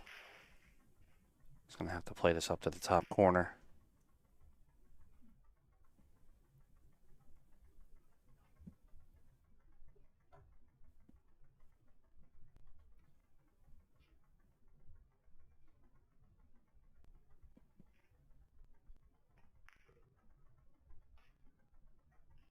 Slow rolls that three and gets good position on the four ball.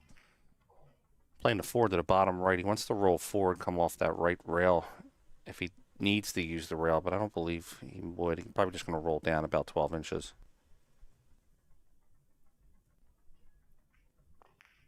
And he does use the rail instead.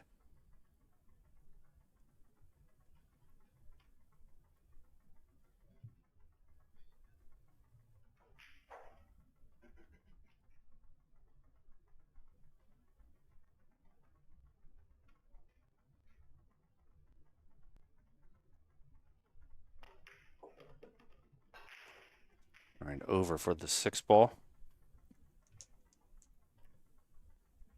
It's tough at this level when you scratch after a break open and it's an open rack. You just have to sit and watch sometimes.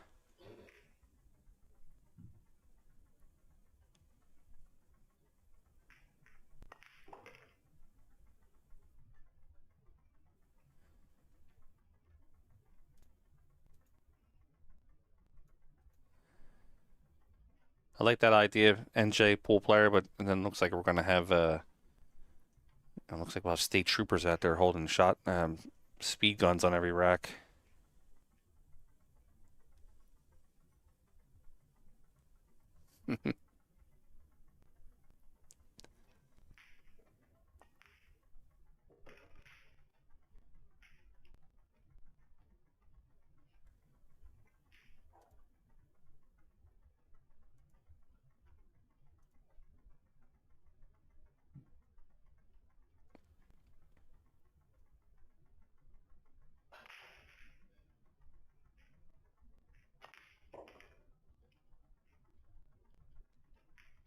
Better back out to the 9 ball. He's going to play the 9 on the bottom right corner.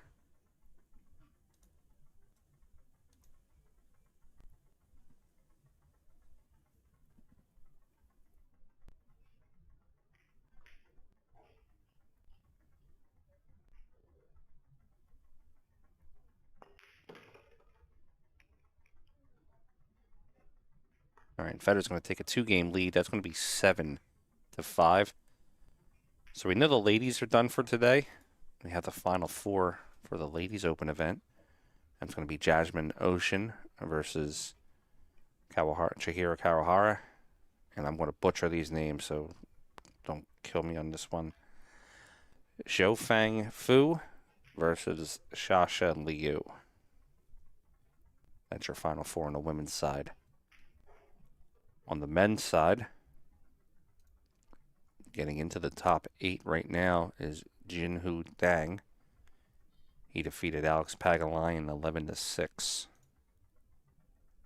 No other matches yet in the men's side have been transferred over.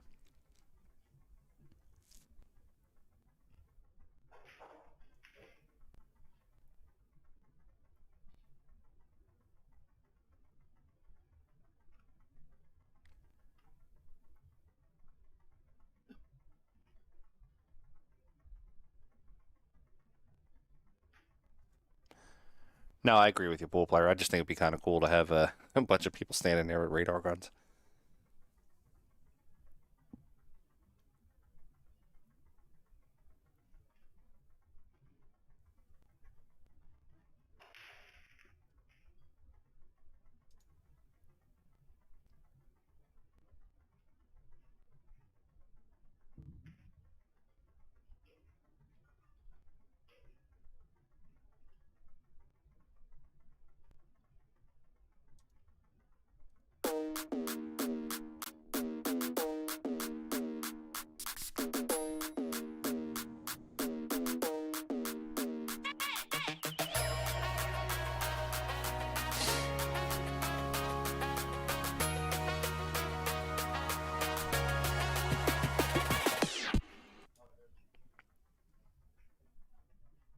All right, here we go. Frame number 13. Fedor in the lead by 2, 7-5.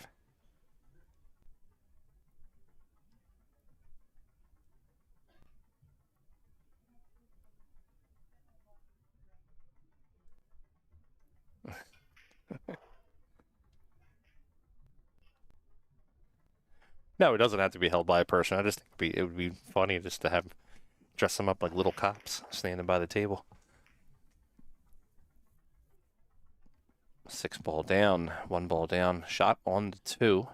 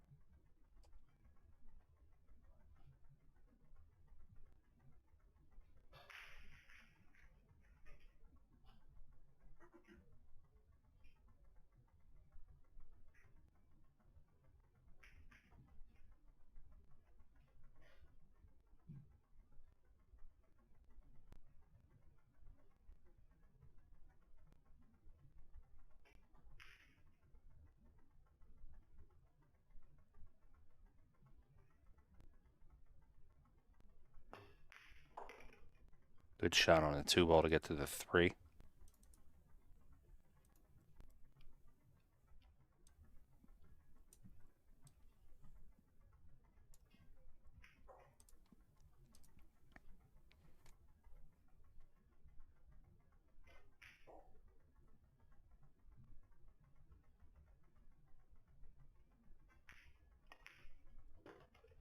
right, Federer rolling up for the 4 ball. He's going to have the 4 in the top left. Come down for the 5.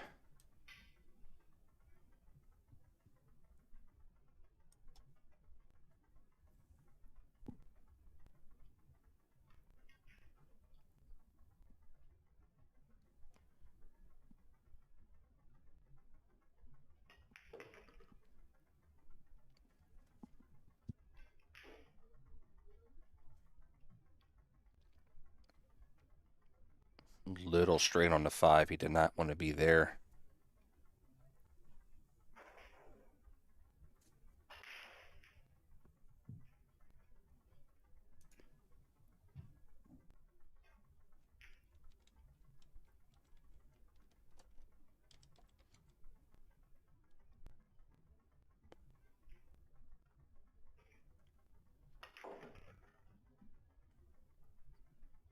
Oh, he's going to tie up on it.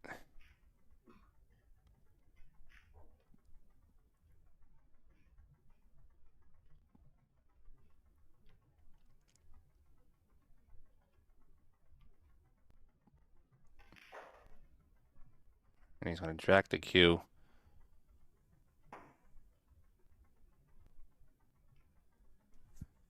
The Luna's got a piece of it. I don't know.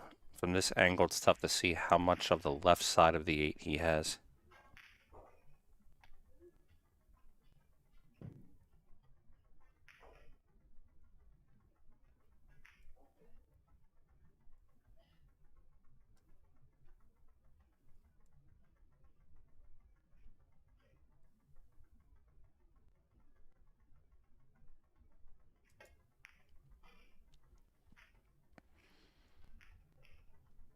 All right, Jeff.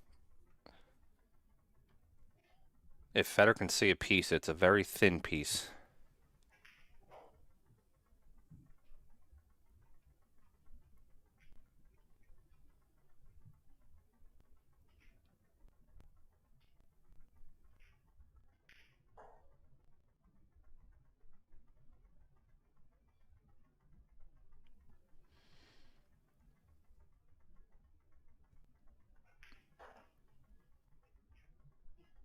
All right, Federer coming off. Left side rail is going to try to go into this 8 full.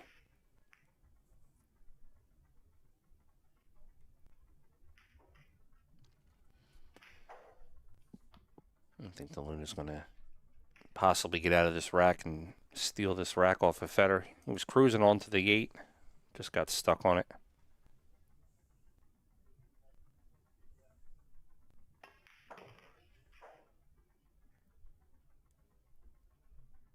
And again, Federer fails to go up by 3 racks. He's now only going to be in the lead by 1. We're going to have 7-6 on the score.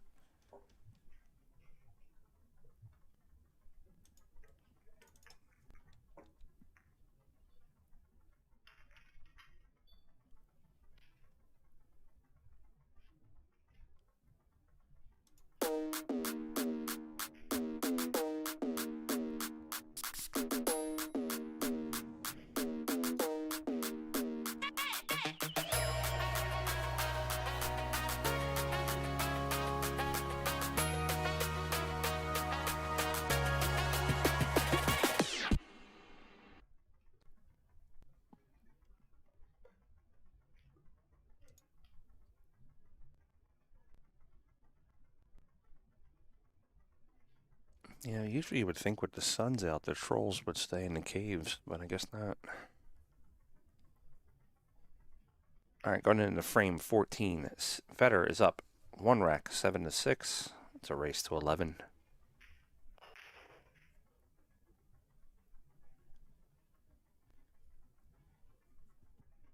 Yeah, that was a great match, Barack. If you want to watch it, you can actually go on Federer's channel here. You can put that whole match up on there.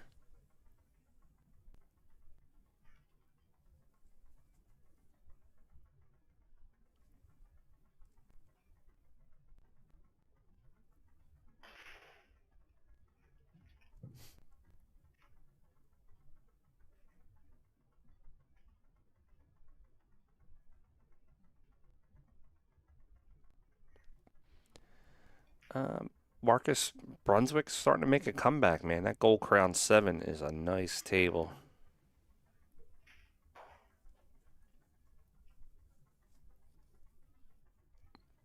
All right, here we go. Frame 14.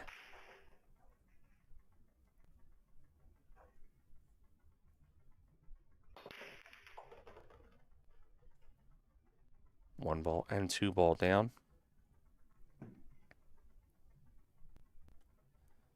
Let's see if Jeff goes into the 9 or if he's just going to play position off the 3 for the 4.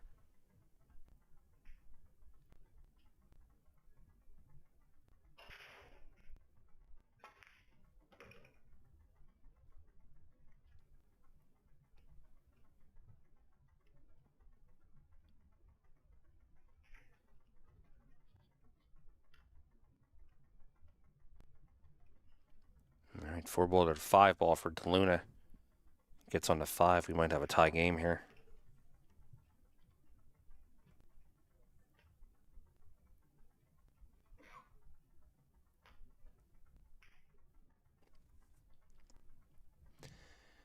Yeah, Marcus, you probably won't see Brunswick too much in Asia. They're more of an Americanized company and distributor.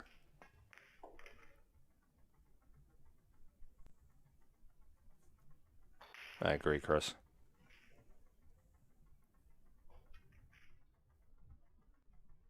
All right, DeLuna's going to come out 2 rails. He'll play the 6 into the bottom corner. He's going to hit right past the middle diamond. Come up to the 3rd diamond on the right side. Playing the 7 into the top left.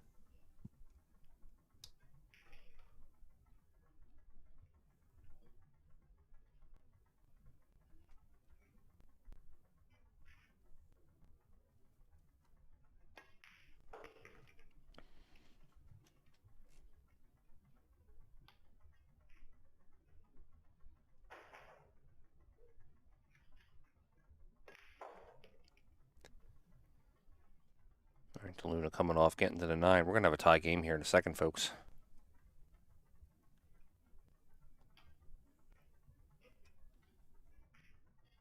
All right, DeLuna getting his extension.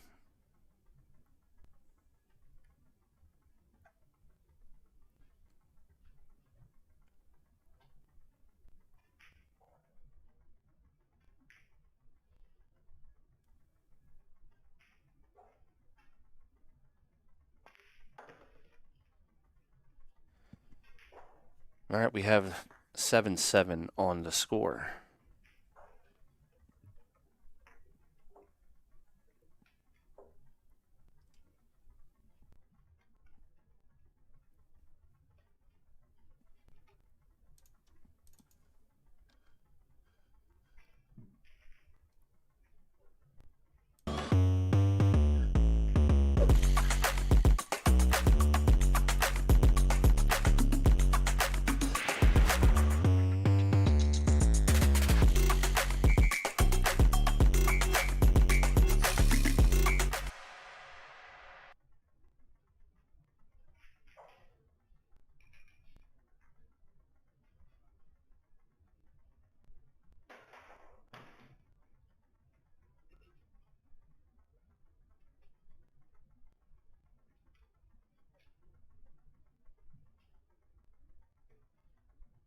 A good view so far for this match.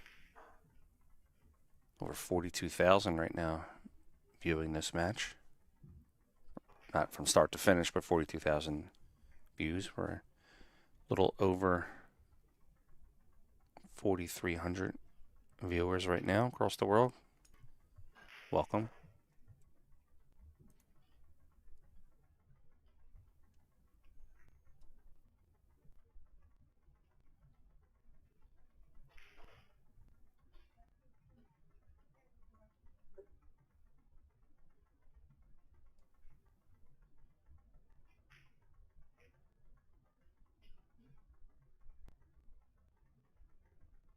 All right, FEDOR breaking. Frame 15. 1 in the side. Keep an eye on the cue.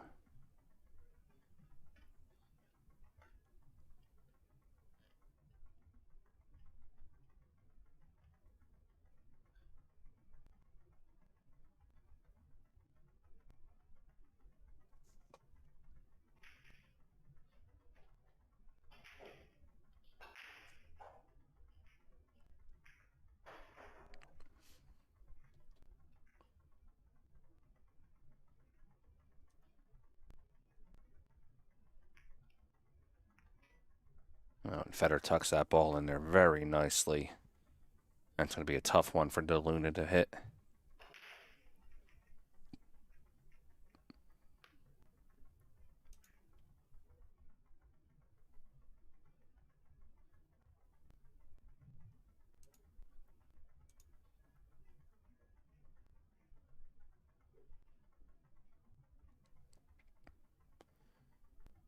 Three rails maybe for Jeff. Nice hit by Jeff De Luna on that 2-ball. I thought Federer had him jailed up.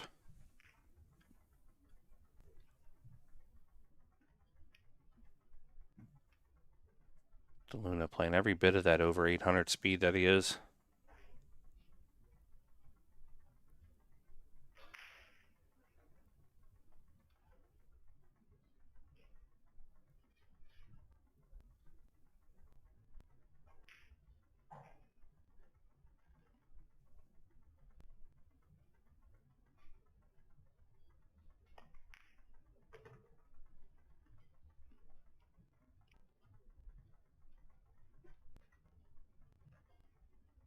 Yeah, I'd have to agree. Yap is probably the top player to beat right now.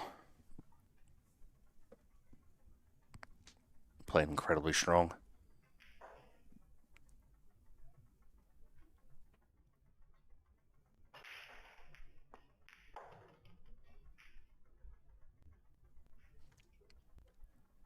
I spent a couple days with him actually at the Battle of the Bull and the U.S. Open. Did a couple interviews with him.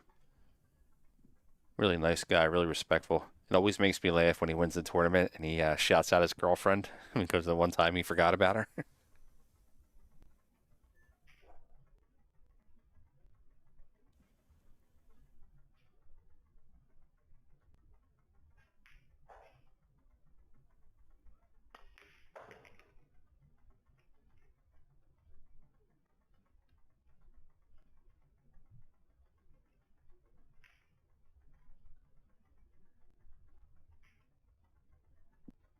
Here's where Federer's been having a little trouble in this match, closing out on the last 4 or 5 balls.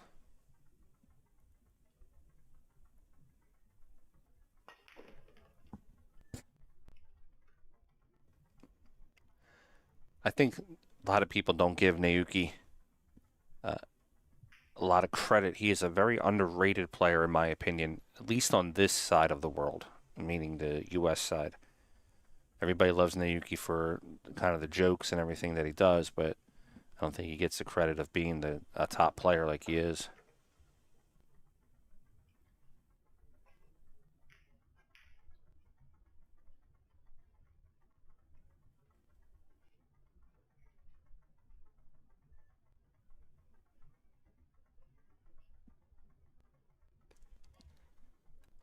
Evan, somebody called it Wii Sports, and somebody else called it 1990s Atari.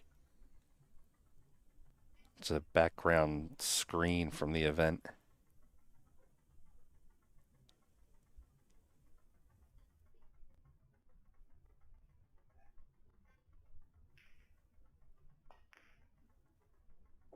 So clean on that 8-ball.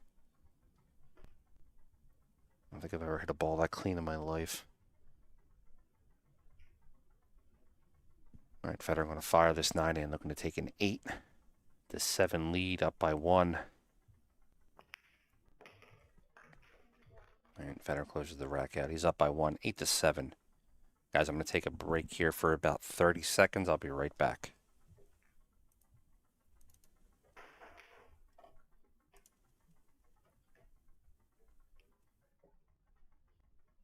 What's up, everybody? This is Dave from Classic Billiards down here in South Florida. We do things a little bit differently here compared to your old pool hall. Doesn't smell like mothballs. It's not exactly a library, and nobody's shushing you like this is church.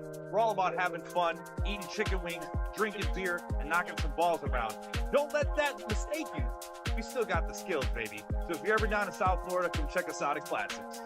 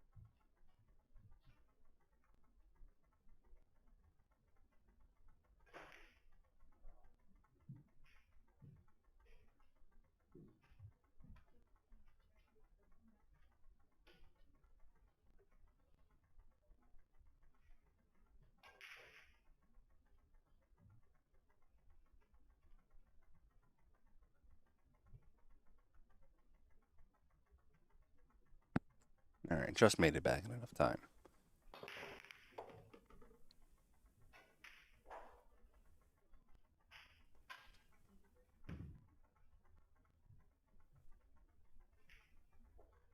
A legal break.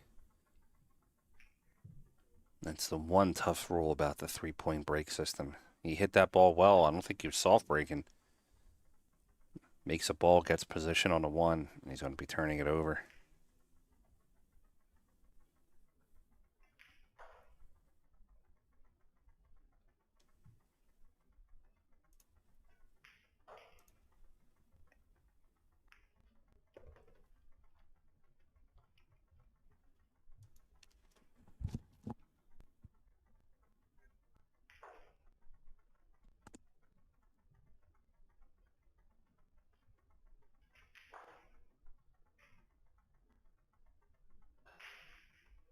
I do agree with you, John. I think a blue felt on this table would look amazing, especially with the color of the wood.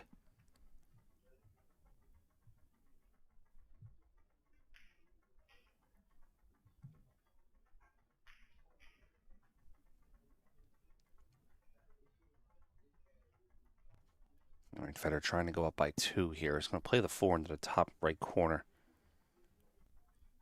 Doesn't want to do anything crazy with the cue ball. It's just going to come over 1 rail. He's going to have the 5 in the side pocket.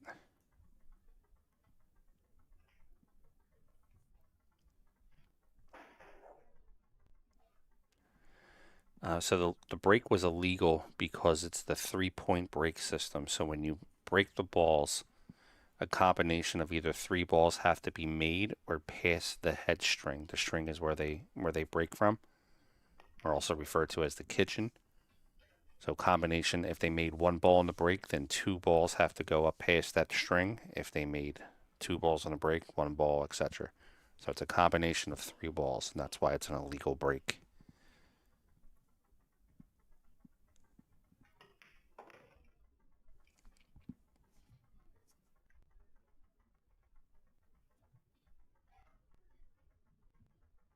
All right, he's going to play the 7 into the corner.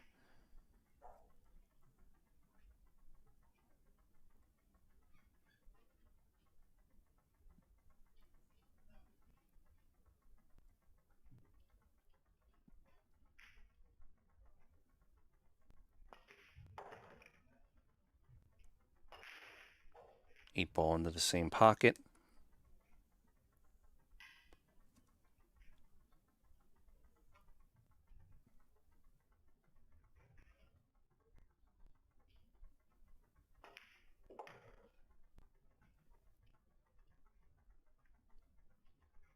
All right, they're going to play the 9 into the corner.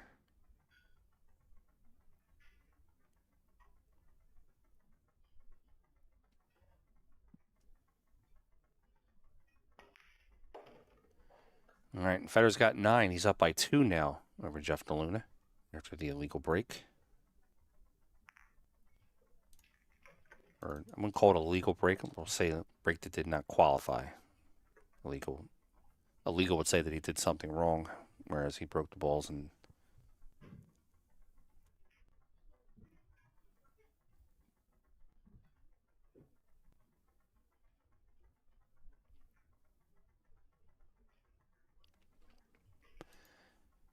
looks like we're getting some new people that are joining the chat. Unfortunately, I don't have any control over these cameras, guys. I am in Philadelphia. I'm getting a stream sent to me from China, 7,500 miles away. And then I'm rebroadcasting out on Federer's channel. So I don't have any control over the cameras, the camera angles, or the refresh rate, ISO, unfortunately. So we're going to have to make the best we do. I understand that thing flashing in the background is a little tough, but it beats the alternative of having no stream and looking at a scoreboard on a website. So just got to make do if we can. But we got a great match here, FEDOR GORST versus Jeffrey DeLuna.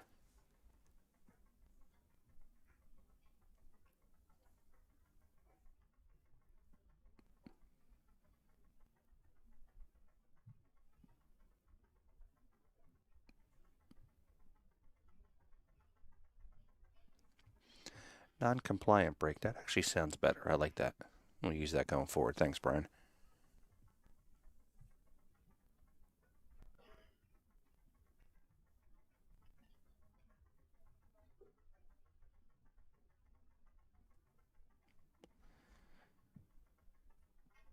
All right, rack, what's a 17? Federer to break in the lead by 2. What's up, Vikram? How are you, bud? Actually bought a couple of cues off you a few times in my life.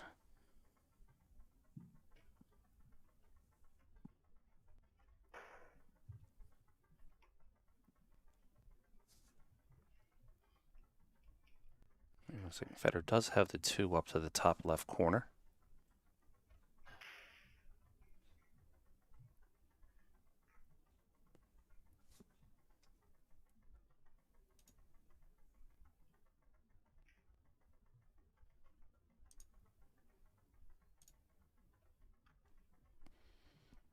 All right, so we have a couple players that have advanced. Stefan Kasper's defeated Max Lechner 11-9. Naoyuki Oi has defeated his opponent 11-9. Wukun Lin has defeated Josh Filler 11-6.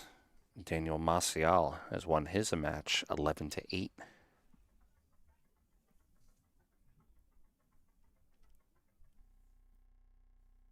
Golden break is actually not illegal. Golden break does count in this tournament. Federer had one earlier.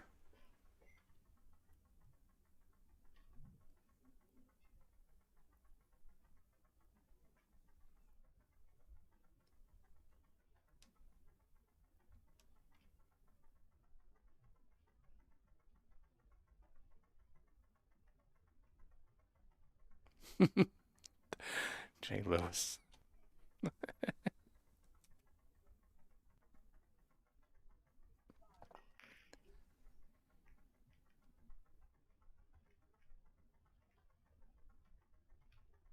And Federer gets a little lucky on that leave.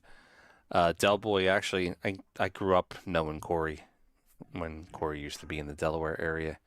And yeah, Ronnie Alcano was definitely a soft breaker. Corey was too. Corey always looked for an edge, and I'm not saying that in a negative way. He just always approached it with a almost like an IQ type situation. Like, can I think of a way to get an edge that other people aren't thinking about?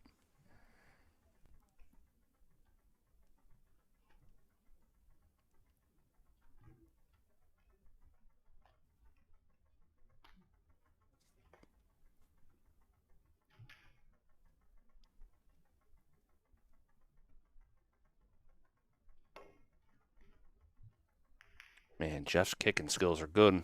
Definitely on display this match.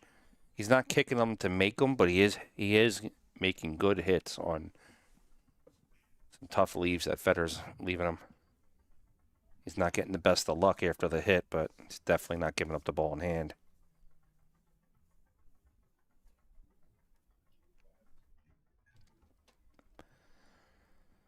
And Charlie, I would disagree with that. You don't actually have to hit him really hard to make a golden break.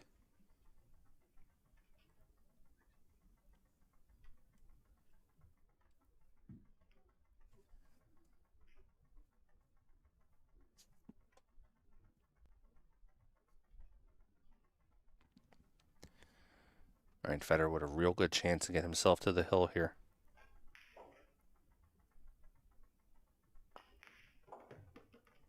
Catches the point. Good shot.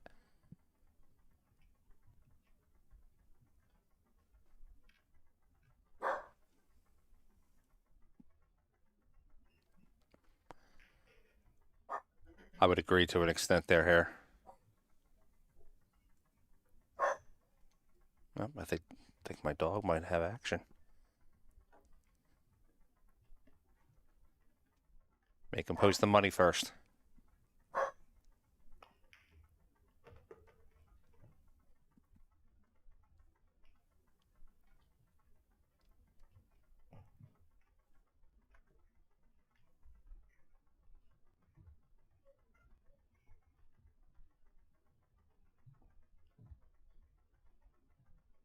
No problem, Jeremy.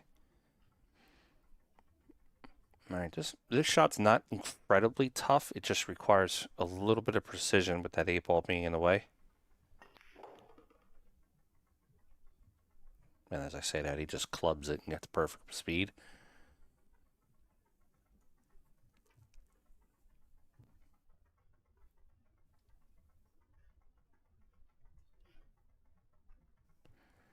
Yeah, that's my dog. She's a 800 plus Fargo. She's always barking to get some action. Told her to make them post up first.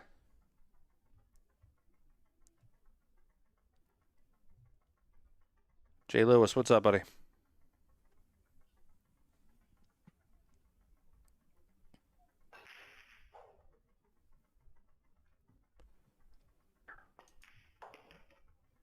$5,369 currently watching on the stream. That's some great numbers, guys. Thanks a lot for that. Approaching 50,000 views on this matchup right now.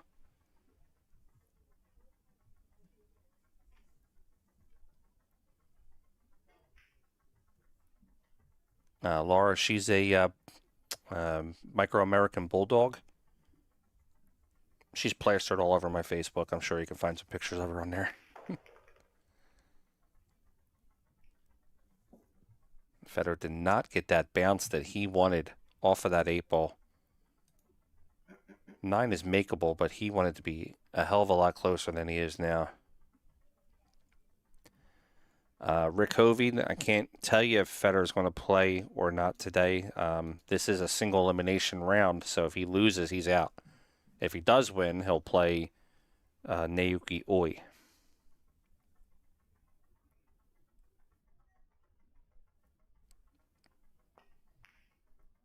And Federer misses the 9. I was saying it. He got bad on off the 8-ball. And he's letting DeLuna back into it.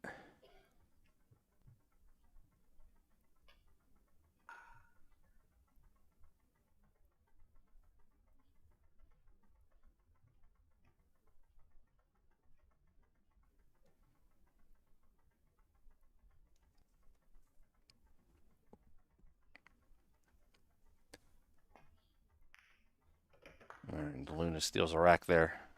We're going to have the score 9-8.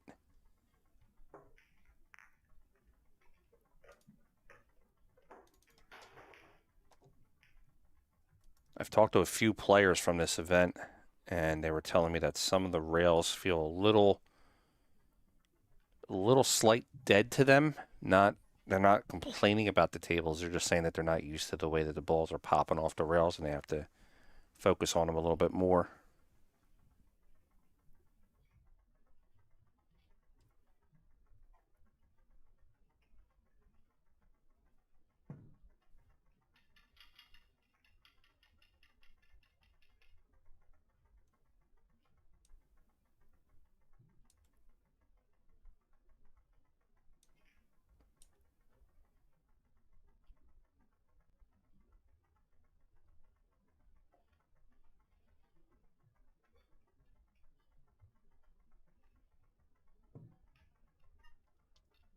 You're absolutely right there, Hairpig.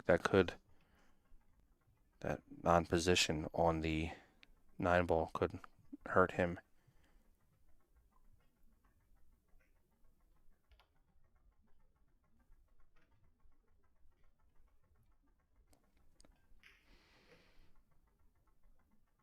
All right, DeLuna's asking the referee about the rack. I'm not sure if she's allowed to. I'm guessing she can. I do know in some WPA tournaments, once they rack the balls, they are not allowed to move them.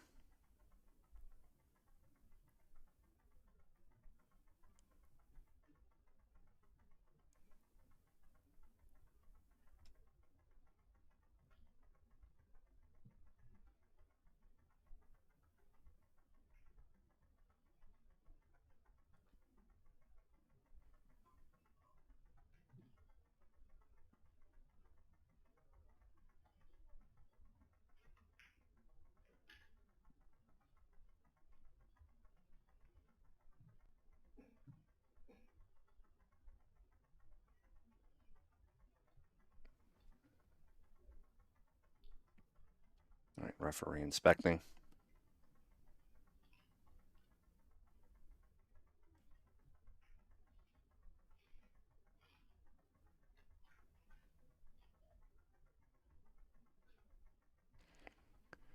What was Christina's Lativa is going to give us the answer there on that one.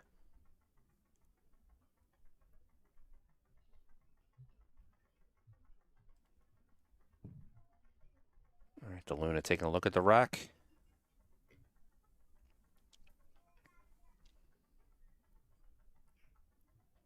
Yeah, I guess that every single one of them they've looked at so far, Christina.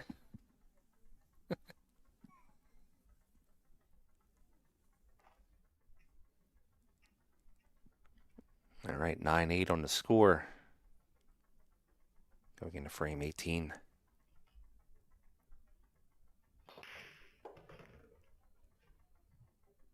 Oh, he might scratch again. All right, 2-ball. Bankable back where he's at.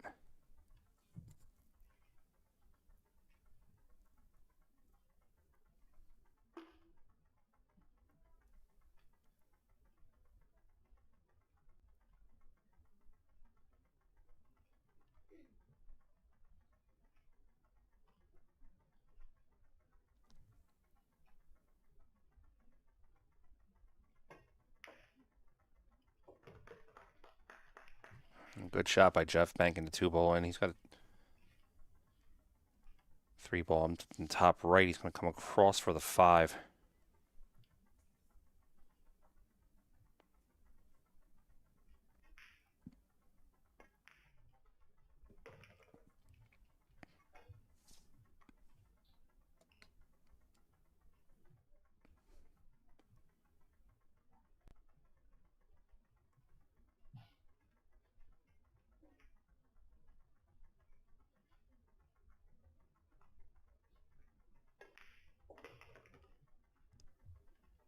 I don't think Jeff did anything wrong in this match so far. I don't think he's been whining about anything. Both players have been looking at the breaks. I'm not saying anything bad about the referee, but she has been taking a little bit of time to get the balls locked in. So it could just be that she didn't lock one of the balls in for this particular rack, and he noticed it and pointed it out to her.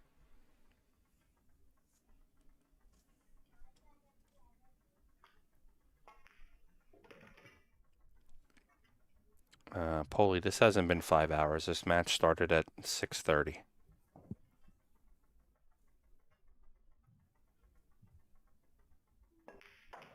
All right, DeLuna gets out. He makes it 9-9 on the score. It's going to be Federer's break here in a second.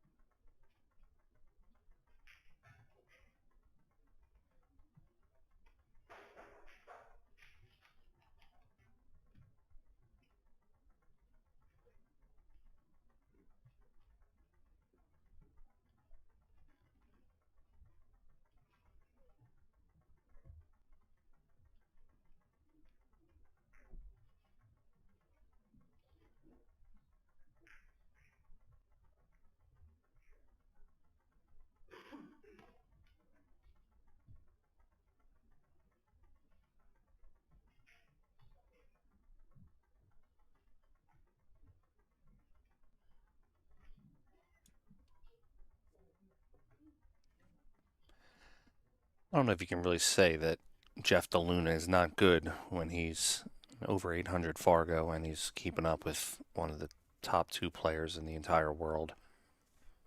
I may not like the guy, but let's not take away from his skill.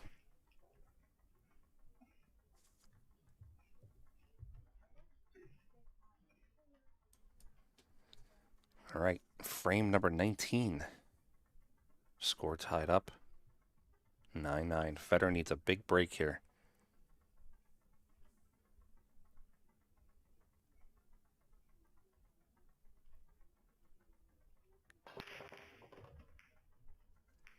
And he's not going to get it. It's going to be a non-compliant break. We're going to use that term now. And that was an inopportune time to get a non-compliant break.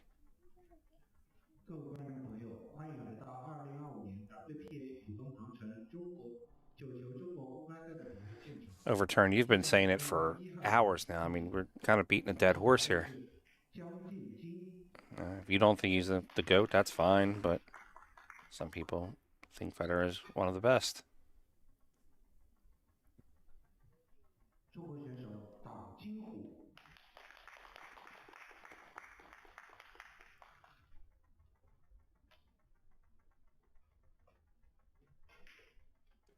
So the break is considered a non-compliant break. It's a 3-point break system. Combination of balls made and balls past the head string have to equal 3 or more.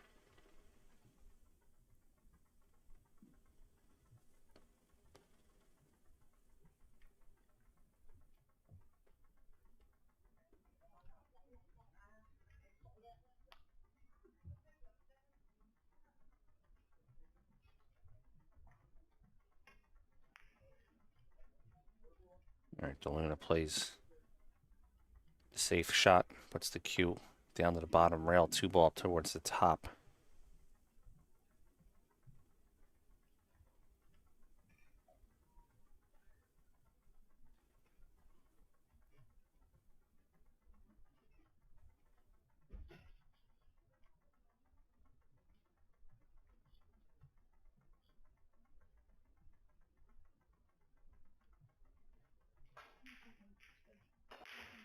Zula, the moment it passes the head string, it's considered good, whether or not it comes back out or not. It just has to pass the head string.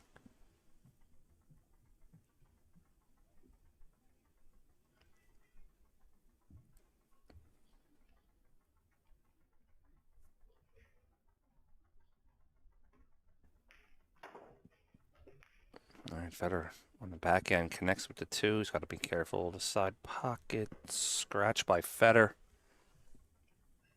And DeLuna has a good opportunity to get out of this rack potentially and get himself onto the hill.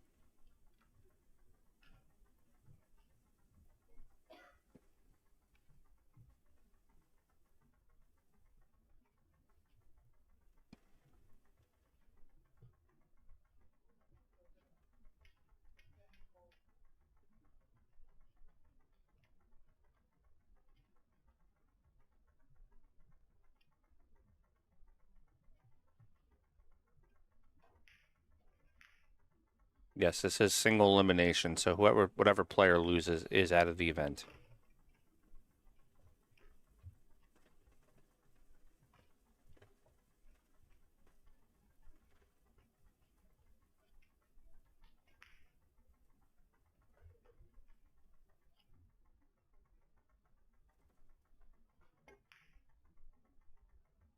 Oh, I thought Jeff almost missed that.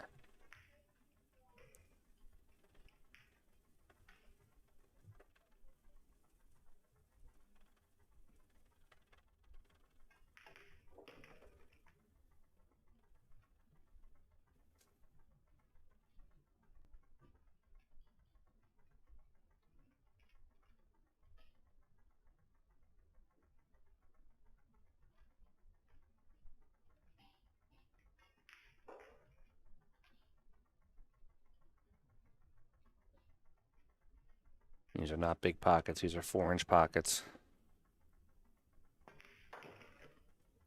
So the time where I'm at is 9:15 a.m. Eastern Standard Time, and the time where the players are at is 9:15 p.m. in Chinese time.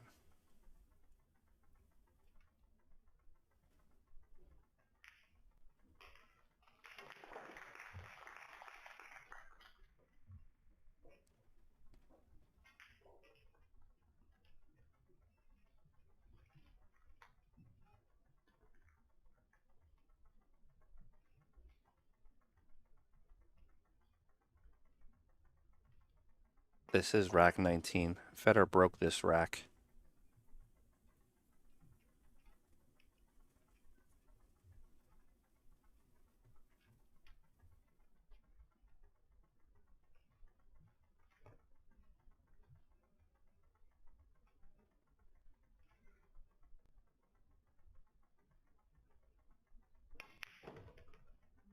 Wow.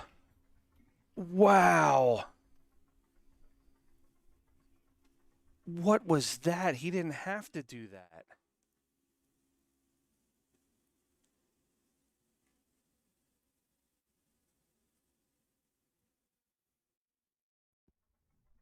That was insane.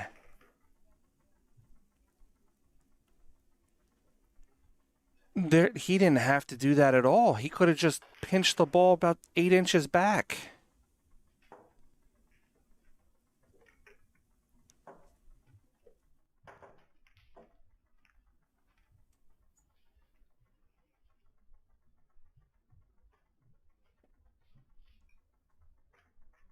He's going to be sick right now.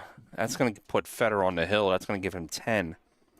I believe it's the Luna's break. What's that? 10, 9, 19, rack 20. Yeah, it's going to be the Luna's break.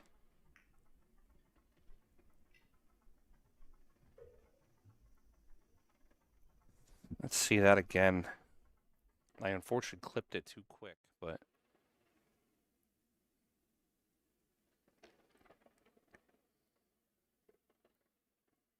that ball tracked right into the pocket.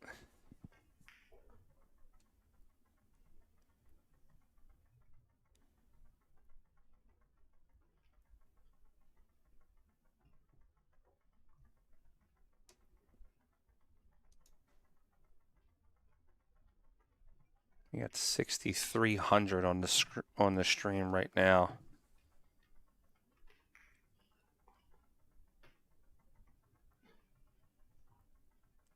Looking at Jeff's body language a little bit. He's got his head down. He's got to push that shot out. There's still more pool to be played.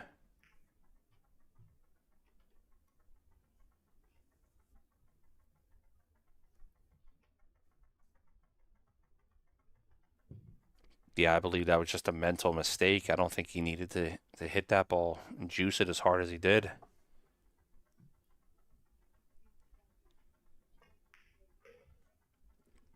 But I mean, that just goes to show you the rack before that, Federer, or 2 racks before that, Federer had a shot on the 8, underplayed the 8, missed the 9, so it can happen. All right, here we go, rack 20.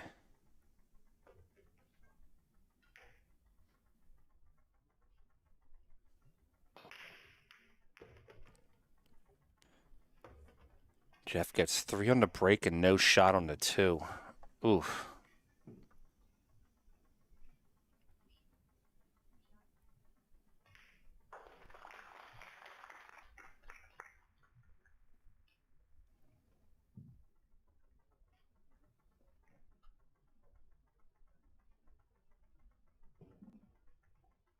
Jeff has the break because it's alternate break format.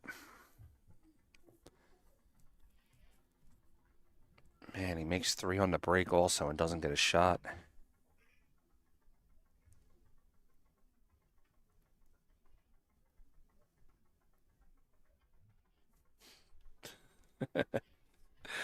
Chaplow.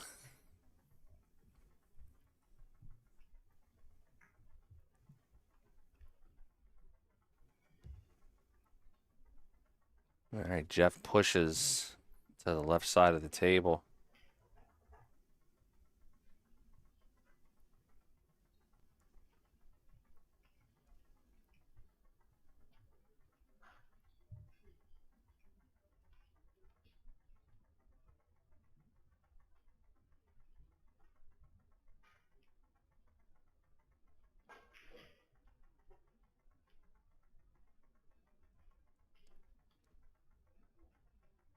Right, Federer gives it back.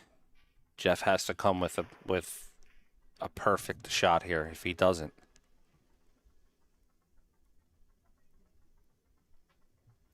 then his tournament can be over.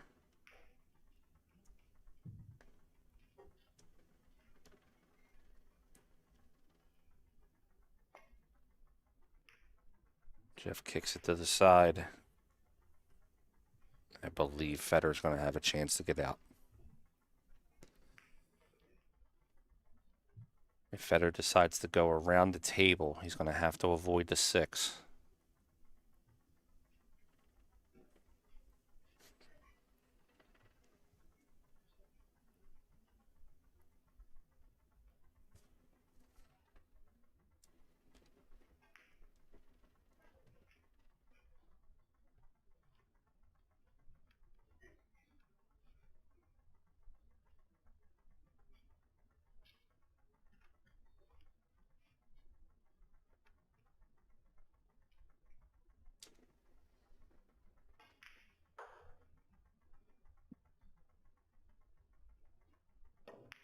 Said my 90-year-old Nan can run this rack out. She must be a really good player.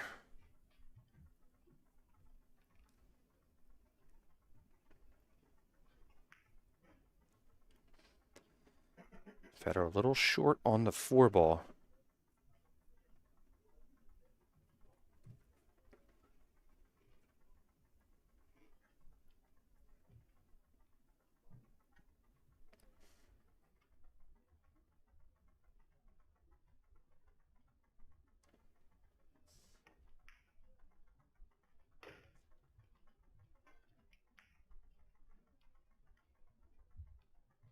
Four balls left. 5 to the 6.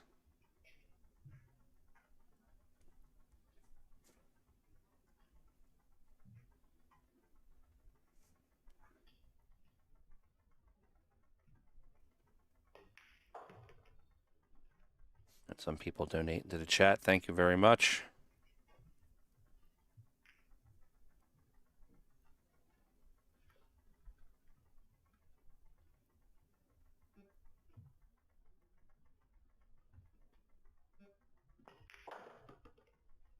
Federer's got to clear the 8. And he does. Oh, no.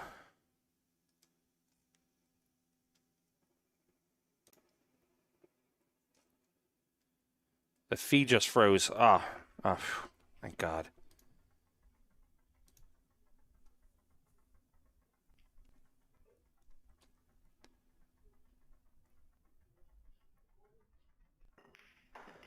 All right, and Federer is going to defeat Jeff DeLuna. And that's going to eliminate Jeff DeLuna in the top 16. That's going to move Federer on to the top 8. We're going to be playing that match soon. It's going to be played today, probably within the next half hour or so. Not even, maybe even quicker than that. Guys, stay around. We're going to end the stream and bring it right back up here in a few minutes. Actually, you know what? We're going to stay live here. We're going to see if they send him right back out to a table or if there's going to be a few minutes in between. So don't go anywhere, guys. Stay here. I'll get you an answer real quick.